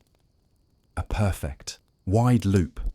Inside it, the obsidian token sits at the center, faintly steaming against the frozen blades. His staff lies beside it. You stand beside him. Wait. He speaks without looking at you. Thanatos is near. Your stomach turns. How do you know? He's always been near. But now, I can hear his breath. You both fall silent. There is no visible figure on the horizon. No black-cloaked shadow with outstretched hands. But you believe him. Something in the air tastes of endings, of contracts called in, of things that must now be named. Then he turns to you and says something you never expected. I'm not giving him anyone. You blink. What? I'm going to the river again. The long way. Alone. And I'm going to give Thanatos the token back. You stare at him. But, you said, he demanded an exchange. A soul for Alcestis's life. He did, Apollo replies. And I said yes. But I've changed. Your voice lowers. You're not still a god. No, he agrees. But I remember what it meant to be one. And I've learned what it means to not be one. And I think, somewhere between those two truths, I've found a third. You watch him gather the token and staff. He moves slowly, not with reluctance, but reverence. Are you saying you'll refuse him? I'm saying I'll reason with him. Now here's your quirky mythological footnote. In Orphic traditions, it was believed that certain songs, if played with true sincerity and memory, could reach into the underworld and soften even its harshest rulers. Not through magic, not through power, but through reminding the dead of life, reminding Thanatos that even he was once a child of Nyx, the night goddess, who believed in silence, not cruelty. Apollo, it seems, is about to try that. He begins walking. You follow. Past the pasture, past the olive trees, past the glade where the oaks still whisper, down the same path he once took months ago, when he first tried to trade for Alcestis's life. But this time, the rhythm is different. He walks slowly, plays his lyre as he goes. A simple melody, notes strung together like breadcrumbs across a trail of frost. The trees seem to lean back as he passes. The birds go quiet. Even the breeze fades. Finally, you reach the mouth of a cave. You hadn't noticed it before, not really. It's narrow, shrouded in ivy, and half concealed by a tangle of stones. But it feels like a threshold, like the air on the other side moves differently. Apollo stops, turns to you. Don't come with me. You start to object, but he shakes his head. This is mine. You nod. Not because you agree, but because you understand. He enters. You wait and wait. The sky begins to change above you, not darkening, glowing, as if someone far below has struck a match in the hollow of the earth. The cave mouth pulses faintly, and you feel for the first time the presence of Thanatos, not as a shadow, not as a monster, as silence, the kind that listens. You sit by the cave, holding your breath, counting the seconds. The cows will be waiting. The fire will grow cold. But none of that matters. Not yet. Not while Apollo's fate is unfolding somewhere beneath your feet. And then, a sound. Not footsteps, not voices. Music, rising from the cave like mist, drifting up and curling around the stones. It's not the tune Apollo left with. It's older, deeper, woven through with grief and joy, and something you can only describe as hope. And then, he returns, slowly, blinking in the twilight. He's pale, his tunic torn, his staff burned halfway down. But he's smiling. You rush to his side. What happened? He doesn't speak right away. He just lowers himself to the ground, exhaling shakily. Then he opens his hand. The token is gone. I gave it back, he says. Told him I wouldn't offer anyone. Your breath catches. And he listened. For a long time, he didn't speak, just watched me. And then he nodded. You stare. That's it. Apollo nods. That's it. Historians will never agree on what happened that day. Some say Apollo broke the rules. Others say Thanatos allowed it, because the story had already changed. One account claims that the token still exists, somewhere deep underground, waiting for the next soul brave enough to say no. But you saw it. You walked with him. And now you sit beside him under a sky full of stars, watching his breath curl in the cold, knowing that for the first time in a long while, no one has to die today. Not the queen, not the king, not the god, not even you. The first snow comes that night, as if the heavens themselves have been watching and waiting for a conclusion. It falls in silence. No wind, no thunder, just the hush of white dusting every rooftop, every tree limb, every cow's back with the care of 1,000 whispered blessings. You wake in the darkness to find the world transformed, blanketed in soft peace. Even the barn looks holy beneath its new crown of snow. Apollo is already outside again. Barefoot. Of course, he stands in the center of the pasture, arms at his sides, head tilted back, letting the flakes settle on his lashes and the tip of his nose. He doesn't move, just breathes, deeply, as if he's inhaling the shape of everything that's been saved. When you walk out to meet him, the snow crunches beneath your boots in perfect rhythm. He turns to you with a look of someone who's climbed a long mountain and finally found the view. You made it back, you say. He nods, then smirks. Apparently being stubborn counts as divine diplomacy now. You smile, but you're still cautious. Will Thanatos hold to his word? Apollo thinks about that. He will. For this one moment, for this one life, you want to ask more. About rules, about fate, about how one god can refuse a trade and not bring down the entire cosmic order. But he cuts through your doubt with a simple answer. I didn't trick him, I didn't bribe him, I just told him the truth. You wait. I told him Alcestis had already paid, not with her life, but with her willingness, that she had stood on the edge, looked down, and still loved what she saw behind her. You breathe in slowly. The cold air bites your lungs. The cows begin to wake, stirring in their stalls, mooing softly in that half-dreaming tone you've come to recognize as their version of greeting. He asked me what I would give in return, Apollo continues, and I told him I would leave the lyre. You turn sharply. What? He smiles, but there's no sadness in it. Not forever, just for now. I left it in the glade, on the flat stone. It'll stay there until someone worthy finds it. You, blink. You've had that lyre since before there was language. I know, he says, voice calm.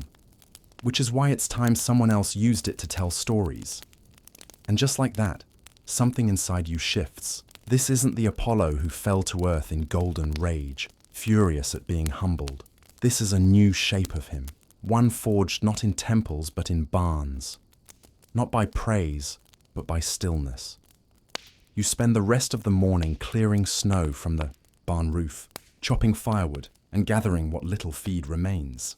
The cows eat slower these days, but they seem to enjoy the crunch of frost-covered grass, and even little Turnip appears more dignified under her snowy halo. By midday, villagers arrive again. Not many, just a few. They bring blankets, dried, meat, new boots for Apollo, which he insists he won't wear, and a letter. It's from Alcestis. She writes in small, careful script. She thanks him, not for saving her, but for seeing her, for listening, for standing still long enough for someone else's truth to bloom in the space between divine and mortal. She says she will continue to rule, not out of duty, but because she now understands that love cannot be traded, only offered, day by day, over and over, without guarantee. Apollo reads it aloud once, then burns it quietly in the hearth. You say nothing. It feels right. Here's your scholarly note for the day. In some rare versions of the Admetus and Alcestis story, The resolution is not about death being reversed, but choice being restored. The myth becomes a meditation on consent, on choosing love, life, and sacrifice freely, rather than being placed into it by obligation or silence. And today, that version of the myth has won. That evening, Apollo sits on the threshold of the barn, watching the sky darken in shades of pale lavender and steel grey. He doesn't play, he doesn't sing, but he hums, a tune you don't know, one that sounds like it belongs to the snow, the field, the cows, and maybe even you. You sit beside him, say nothing. Just let the moment unfold. The cows begin to settle again, drifting to sleep in clusters. The dogs curl near the fire. The wind taps softly against the shutter. Then Apollo speaks. I'm not sure how much longer I'll stay. You nod. When? Soon, he says. But not yet. You wait a beat, then ask, do you know where you'll go? He smiles. No, that's the point. You both watch the sky a little longer, and then, just before sleep pulls the barn into full silence, you hear him whisper, but wherever I go, I think I'll walk this time. No chariot, no flames, just 2 feet, a path, and the memory of cows. It's the kind of winter day that looks warmer than it is. The sun hangs low and yellow in the sky, casting long shadows across the snow-covered pasture. But the wind still stings your face like pinpricks of ice. The trees are skeletal now, bare and silent. The cows huddle closer together when they graze, forming little islands of steam in the open field. They look heavier in the cold, like every breath costs more effort. But they move with the stubborn grace of creatures who have never known anything but patience. You and Apollo spend the morning repairing the outer fence again. The boars had another go at it in the night, and this time they nearly succeeded. You hammer frozen nails into frost-hardened wood while Apollo holds the beam in place, his fingers red and raw. He doesn't flinch. He hasn't flinched at the cold in weeks. He doesn't hum anymore either. Not because he's sad, but because the world, lately, has been singing for him. The way the snow crunches. The way the wind curls around tree trunks. The soft murmur of cows chewing hay. It's enough music, he says. As you finish hammering, you glance at him. You said you're leaving soon. He nods, tugging his cloak tighter. I feel it pulling, like a tide. You study him. Are you scared? He smiles faintly. Less than I expected. More than I admit. There's a quiet moment between you as a crow sails overhead and vanishes behind a hill. Then he adds, I think I'll miss this barn more than Olympus. You almost laugh, but stop, because you realize he means it. The barn, with its warped beams and cracked floorboards. The cows, with their muddy hooves and endless personalities. The fire that refuses to stay lit. The cold mornings. The quiet nights. All of it. This strange little corner of the mortal world has changed him. And now that it's time to leave, he's realizing just how much it meant. That afternoon, you return to the glade. It's the first time since Apollo left the lyre on the stone. The snow there is untouched, pristine, as if the wind itself avoids the place. The flat stone remains half buried in frost, and atop it sits the lyre, untouched. Not even a squirrel has dared to approach. Apollo kneels before it, doesn't touch it, just looks. It's waiting, you say. He nods. But it's not mine, anymore. You watch him trace the edge of the stone with his gloved hand. I played it once for love, he says. Then for pride, then for worship, then for mourning. And now, I think, it wants to be played for nothing, just because the world is here. You sit beside him in the snow. You could take it with you. I could. He agrees. But it belongs here now, to this story. And that perhaps is the final transformation. Not his exile, not his defiance, but this quiet choice. To leave behind his most precious gift. Not in anger, not in loss, but in trust. Here's your historical echo. There are stories, whispers in old folk traditions, that claim sacred instruments, once left behind, become talismans. They don't rot, don't freeze, don't vanish, they wait, and eventually someone, usually a child or a stranger, will find them, and something will start again. As the sun begins to set, Apollo stands and brushes snow from his knees. No more ceremonies, he says. No farewells. You nod. You understand. But when you return to the barn that evening, something has changed. The cows are unusually quiet. The dogs sit in perfect stillness by the door. Inside, the fire has already been lit, and resting on the center table, exactly where the token once sat, is a bundle. You unwrap it slowly. It's his cloak, folded, simple, still warm. No letter, no symbol, just that. You step outside quickly, boots crunching through snow, heart pounding. But he's gone. No footprints, no chariot, just the faintest echo of music on the wind, so soft you almost think you imagined it. And then, from the far end of the pasture, little Turnip lets out a long, low moo, as if in greeting, or maybe in goodbye. You walk back into the barn, close the door, and sit by the fire. You hold the cloak in your lap, and you realize this is not the end of the story. It's just the part where the god walks away and the world keeps turning. The barn feels different the next morning. Not emptier exactly, just quieter, as though something has settled into the rafters and walls, a stillness you don't want to disturb. You wake before the light fully returns, the edges of the sky still stained with midnight. The fire in the hearth has burned down to coals, and the cloak Apollo left remains folded neatly where you placed it the night before, untouched except for the faint scent it carries. Something between smoke, wild thyme, and the open sky. The beachy cows rise slowly, no fanfare, no divine lyre to stir them. Just the sound of your footsteps in straw, your breath misting in the cold. Little Turnip nudges your hip as you walk past her, snorting like she's reminding you, breakfast still matters, even when gods go walking. You work quietly, going about the tasks Apollo once shared. There's a rhythm to it now, the kind of rhythm that doesn't need a partner to stay in time. Feed the herd, check the troughs, reinforce the gate. You speak their names under your breath, even the ones that don't respond.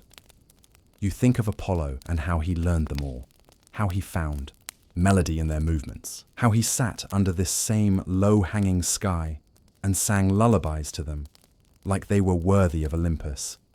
He never said goodbye, not with words, but somehow this feels like the way it was meant to happen. You step outside mid-morning and scan the snow-blanketed horizon. No tracks, no footprints, no unnatural glow, just frost curling up from the earth and the sun climbing higher through a veil of winter haze. You think briefly of what he might be seeing right now. Another field, another glade, another soul in need of a song. Maybe he's speaking to fishermen in some distant cove, or wandering through a library, so old even the scrolls sigh in their sleep. Or maybe he's just walking, just listening. You don't expect to see him again, and yet, somehow, you know you will. A few days pass like this, quiet, steady. The village sends someone to check in, a girl with a crooked smile and a basket of biscuits. She stays long enough to help with the milking and tells you stories about how the queen has taken to walking the palace halls at night again, not aimlessly, but with purpose. She says Alcestis started writing, not just letters, but songs. They're odd, she admits, full of cows and shepherds and strange circles of frost, but beautiful. Maybe she's remembering things, the girl says. Even if she doesn't know what they mean, you smile and offer her some curd cheese for the road. That night, you return to the glade. You've avoided it since the day Apollo left, unsure of what you'd find. But the urge grows too strong to ignore. The snow has fallen fresh here, soft and undisturbed. And yet, there are footprints, just one set, barefoot, faint, leading to the stone and away again. You rush forward, heart thudding. The lyre is gone. In its place is a single laurel leaf. Perfect, untouched. You kneel in the snow, breath catching in your throat. He returned, if only for a moment, and he took it with him. There's something comforting in that. He didn't leave the lyre behind because he was done with it. He left it because he knew it wasn't time. And when it was, he came back for it quietly, without ceremony. No thunder, no celestial glow, just a leaf. Here's your historical note for today. In ancient rituals, laurel leaves weren't just symbols of victory. They were tokens of continuation, a sign that something wasn't over, only paused, left to grow again, in time, to mark a spot not of endings, but of return. You tuck the leaf inside your tunic and sit a while on the cold stone, the snow melting slowly beneath you. The air is so still, it feels like even the sky is listening. And then, faintly, you hear it. Music, far off, or maybe just imagined, but either way, it stays with you. You walk home through the frost, hands tucked in your sleeves, heart strangely light. The cows greet you with their usual grunts and snorts. The fire takes 3 tries to catch. The bucket leaks again. The dogs are muddy. Everything is exactly as it was.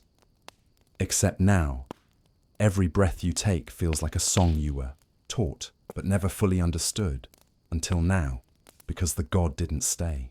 The snow begins to melt by the end of the week, slowly, cautiously, like the earth is testing whether it's safe to breathe again. The first patches of green peek out from under the thawing crust. Tiny weeds, bent blades of grass. The hooves of the cows leave deep, wet impressions in the field, each step sinking a little further than it did the day before. The dogs are permanently muddy. The barn smells of damp hay and hope. You keep busy, not just because the chores demand it, but because stillness feels too much like waiting. And you're no longer waiting. That part of the story is over. Or at least, that chapter. Apollo's absence isn't heavy. It's not a wound. It's a presence of its own. The kind that lingers in the folds of routines, in the way you catch yourself looking toward the gate at sunset, or humming one of his quiet melodies while mending a feed sack. You don't speak of him to the cows, but they remember. You can see it in the way they move. They still expect music at dusk. They still pause by the tree line as if someone might be waiting there. One morning, as you collect firewood from the grove, you find a carving in one of the trees. A simple symbol, a sun, drawn with a single line curling outward from the center. It's faint, etched with a dull blade or maybe even a fingernail. But it wasn't there before. And you know, without question, who left it. You touch it lightly and feel warmth in the bark. You say nothing, just smile. That day, something strange happens. A traveller arrives at the village. She's young, maybe 20, dressed in patchwork wool and worn boots, carrying a bundle of scrolls and a harp too large for her back. She speaks gently, but with a clarity that turns heads. She says she's been following a trail of stories. Tales of a shepherd who sang to cows and made gods weep. She asks if she can stay the night. You offer her a place in the barn. She takes it. That evening, as the fire crackles and the snow melts from the rafters, she sings, a tune you don't know. But the cows rise from their beds and stand in a circle to listen. Even the dogs grow still. You recognize the style, the shape of the melody. Apollo's fingerprint is on it. When she finishes, she smiles at you and says, I found this song carved into the wall of a stone circle in the north. No name, just music, but it felt like sunlight. You nod, because of course it did. Later, as she sleeps beneath a pile of blankets near the hearth, you walk outside. The sky is clear, the stars brittle and bright. You walk to the tree with the carving and sit beside it, resting your hand on the earth. You whisper, "She's coming, isn't she?" And though no wind answers, no light flares, you feel it again, that old familiar presence. Not looming, not watching, just nearby. The next day, the girl asks to see the glade. You take her. It's different now. Not because the lyre is gone, but because something has settled into the soil. The stone is still there, damp with melting snow, covered in moss. She kneels before it, placing her hand where the lyre once rested. Then she begins to hum, and the glade listens. She doesn't stay long, just a few days, enough to help with repairs, to sing to the cows once or twice more. Before she leaves, she gives you a scroll, a copy of one of her songs. To remember, she says. You thank her. As she walks down the road, you notice the same symbol stitched into the hem of her cloak. A sun, uncurling, and here's today's mythic whisper. Legends never stay in one place. They travel. They root themselves in soil, yes, but also in hearts, in stories, in songs sung to strangers by firesides. And when one version ends, another begins, not as a retelling, but as an echo, shaped by the new voice who carries it. You return to the barn, you feed the herd, you light the fire, and you hum, because it's your story now too. The god may have walked away, but he left the trail open behind him, and someone's already following. And that's when you speak his name aloud. Apollo. It's not a plea, it's a greeting. You don't expect an answer, but you do feel it. The warmth that gathers at the base of your neck, the shiver of leaves that weren't touched by wind, the glint of gold far off in the branches. Too small to be the sun, too soft to be anything but a memory. And then, footsteps. You turn slowly. It's not him, it's her, the traveller from before, the girl with the harp and the cloak. She's returned, older somehow, not in age but in presence. She carries the harp differently now, like it's not a burden but an extension. I followed the trail, she says, and I think it led me here again. You nod. It has a way of doing that. She kneels beside you. Do you think he'll come back? She asks. You don't answer right away. Then, quietly, I think he never left. She smiles, setting her harp down on the stone. It rests where the lyre once did, not in imitation, but in continuation. And she plays. The song she plays is not Apollo's, not yours. Spring doesn't arrive all at once. It tiptoes. It sends its scouts ahead. A wild violet pushing through the thawed soil, a bee bumbling too early for reason, the first low hum of frogs in the distant reeds. The air smells, different now, like warmed earth and cautious beginnings. The snow is gone. The frost is gone. But the hush remains. Not the hush of waiting, but of watching, of something beginning again. The pasture is soft beneath your boots. The cows wander wider now, noses buried in the new grass. You find yourself pausing more, just to listen, to the river, to the birds, to the silence between them. You realize that silence no longer feels empty, it feels full. One morning, as you're brushing down one of the elder cows, Sula, the one with the crooked spine and gentle eyes, she turns to you and lets out a long, slow exhale. Not quite a moo, more like a sigh, a release, and you realize you've been holding something in, something small, something quiet.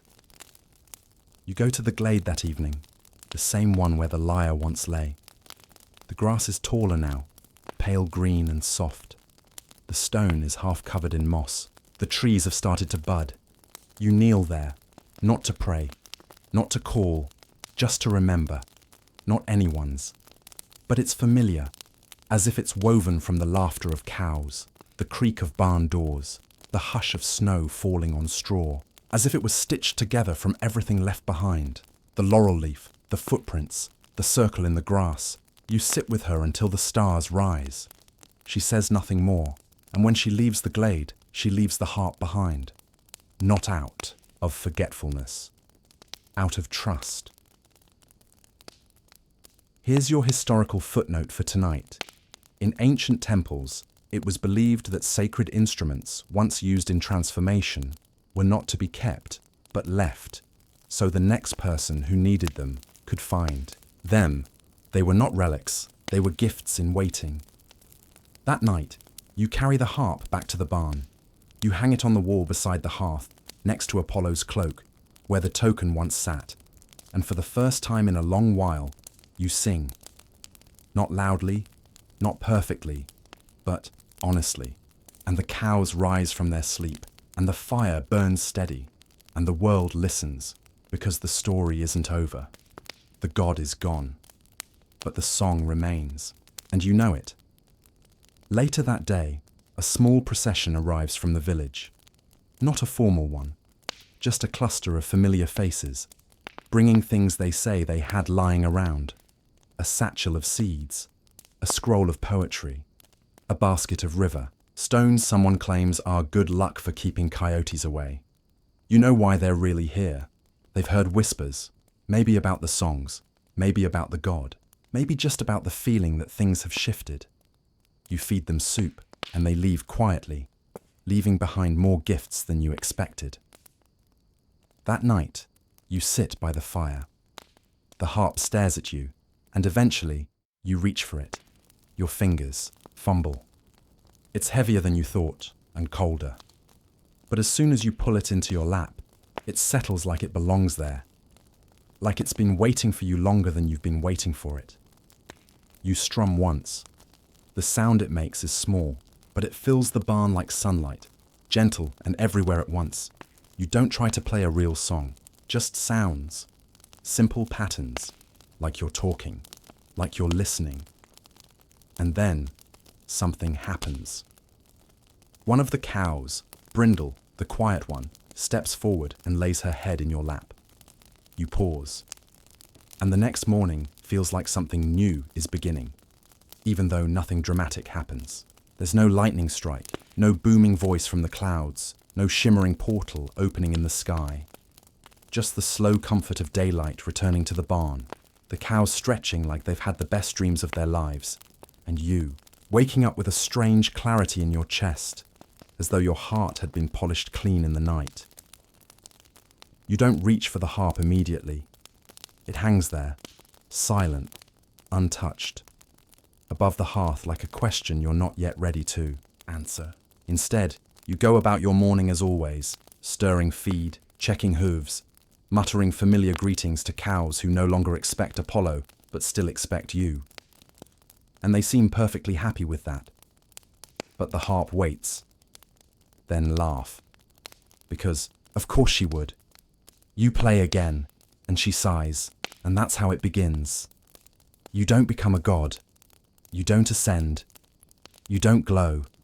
But something in you opens, something that had been folded for a long time. And that something begins to sing. Here's your mythic note of the day. Some historians argue that Apollo never truly returned to Olympus, not in heart at least. That after his punishment, he continued to walk among mortals in disguise, always with a harp or a flute or a lyre, always telling stories through music, always showing up where songs were needed but forgotten. Some say he became music itself. Not the player, but the thread that connects the player to the silence. You play for hours, not because you want to impress anyone, but because it feels right. Like brushing a cow's fur, or lighting a fire, or sitting with someone in their last moments and telling them they were loved. And eventually the dogs curl at your feet. The cows settle into a tight circle, and the harp still hums, even after your hands fall still.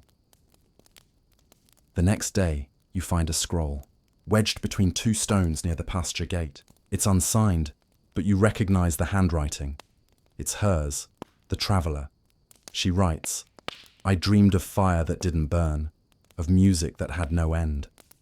I think this story has more pages than we thought. I think it's writing itself now, through you." You tuck the scroll away, and that evening you leave the barn door open just a little longer than usual, not because you're expecting anyone, but because it's spring now, and the world is full of travelers. The rhythm of your days settles into something deeper now, not just habit, but harmony. Every action you take seems to have its own music. The way you stir the feed troughs in the morning echoes the same pace as the heartbeat you hear when you sit quietly in the barn at dusk.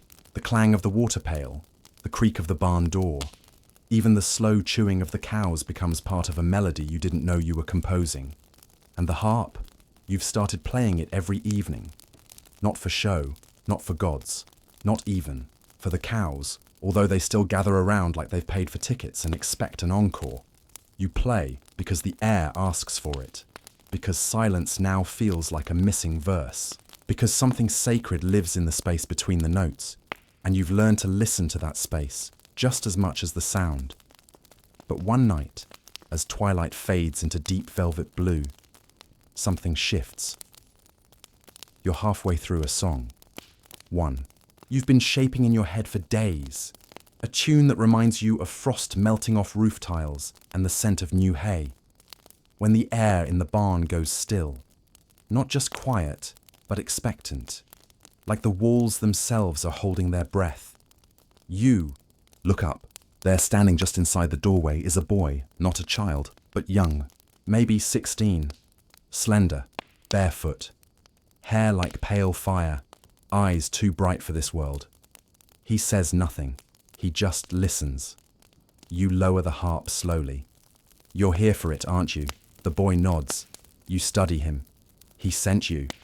Another nod, but this one comes with a faint smile. You rise and carry the harp to him.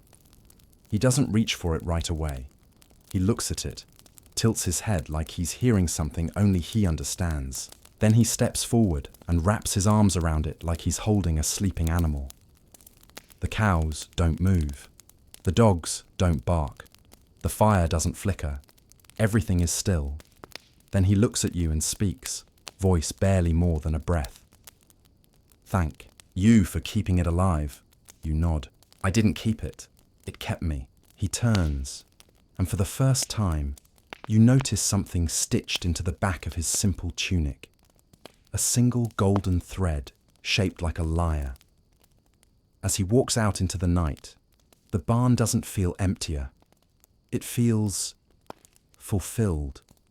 And here's your mythic whisper for tonight. There are stories in old Greek mystery traditions about the keepers of the interval.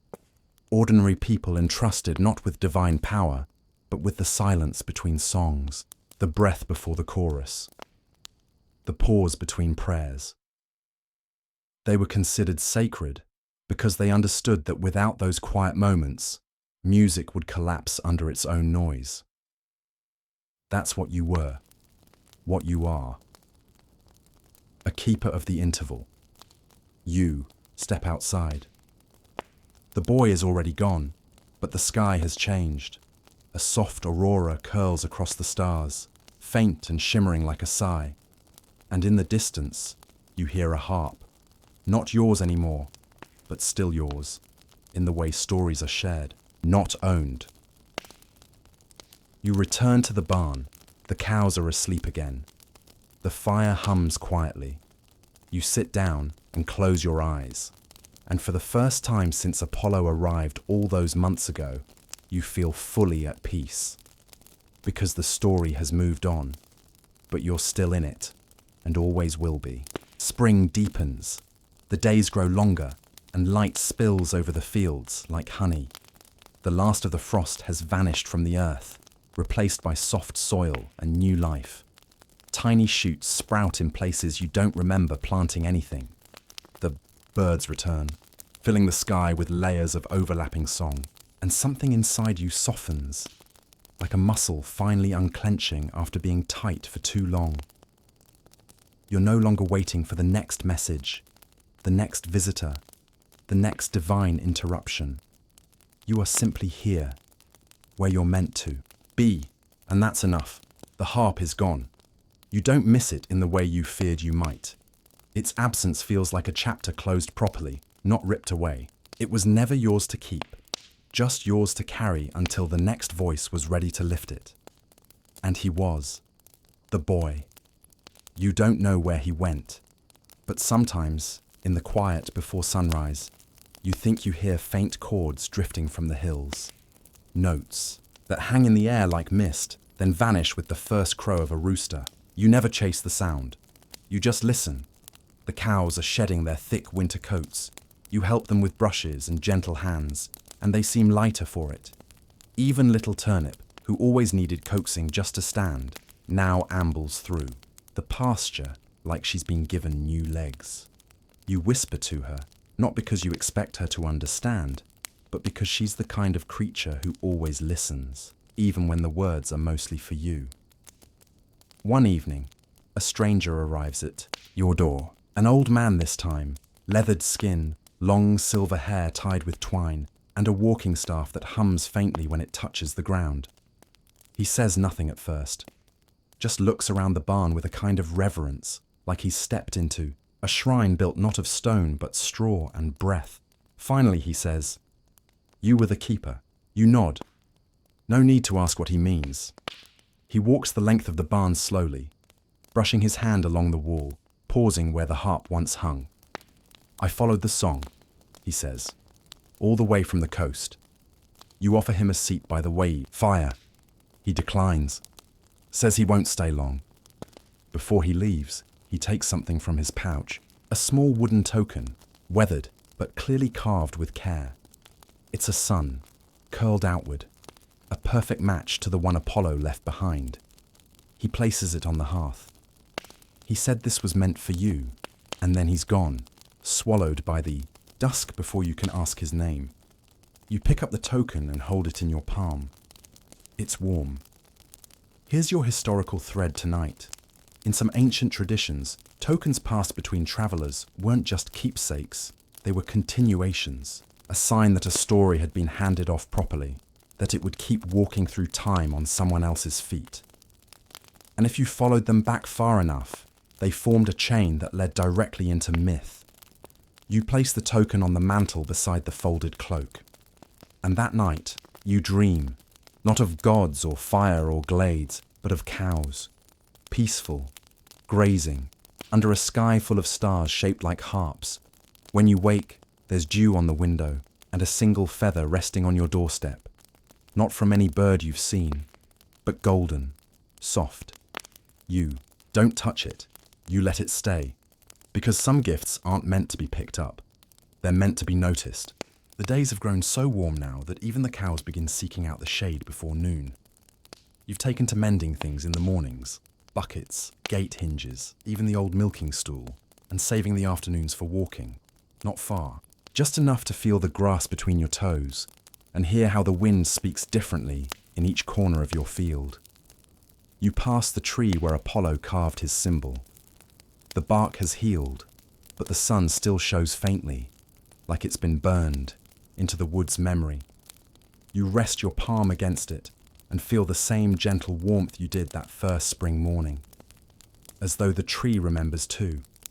There's a stillness now, not empty, but whole, like the barn, the land, the rhythm of your days. They all found a shape and settled into it. Not forever, just perfectly for now. And yet, stories have a way of circling back.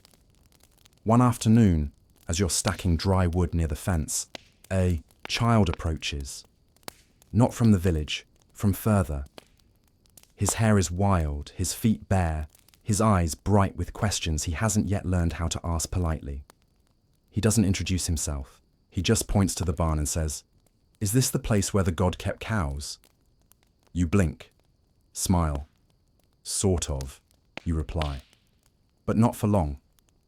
"Do you sing to them?" he asks. "Sometimes." "Do they like it?" You think about Brindle, about Turnip, about how they always came closer when the music began. "Yeah," you say. "They do." The boy thinks about this for a long time, lips pressed into a line like he's solving a riddle. Then, "Can I try?" You don't laugh, you don't tease. You just gesture toward the barn door. "Go on." He walks in, slow, like stepping into something sacred. You follow, and together you sit among the cows. He starts humming, not a tune really, just sound, raw and open and kind. The cows twitch their ears. One lifts her head, another shifts her weight, and then they settle in. He hums again, and this time it's almost a melody. Almost.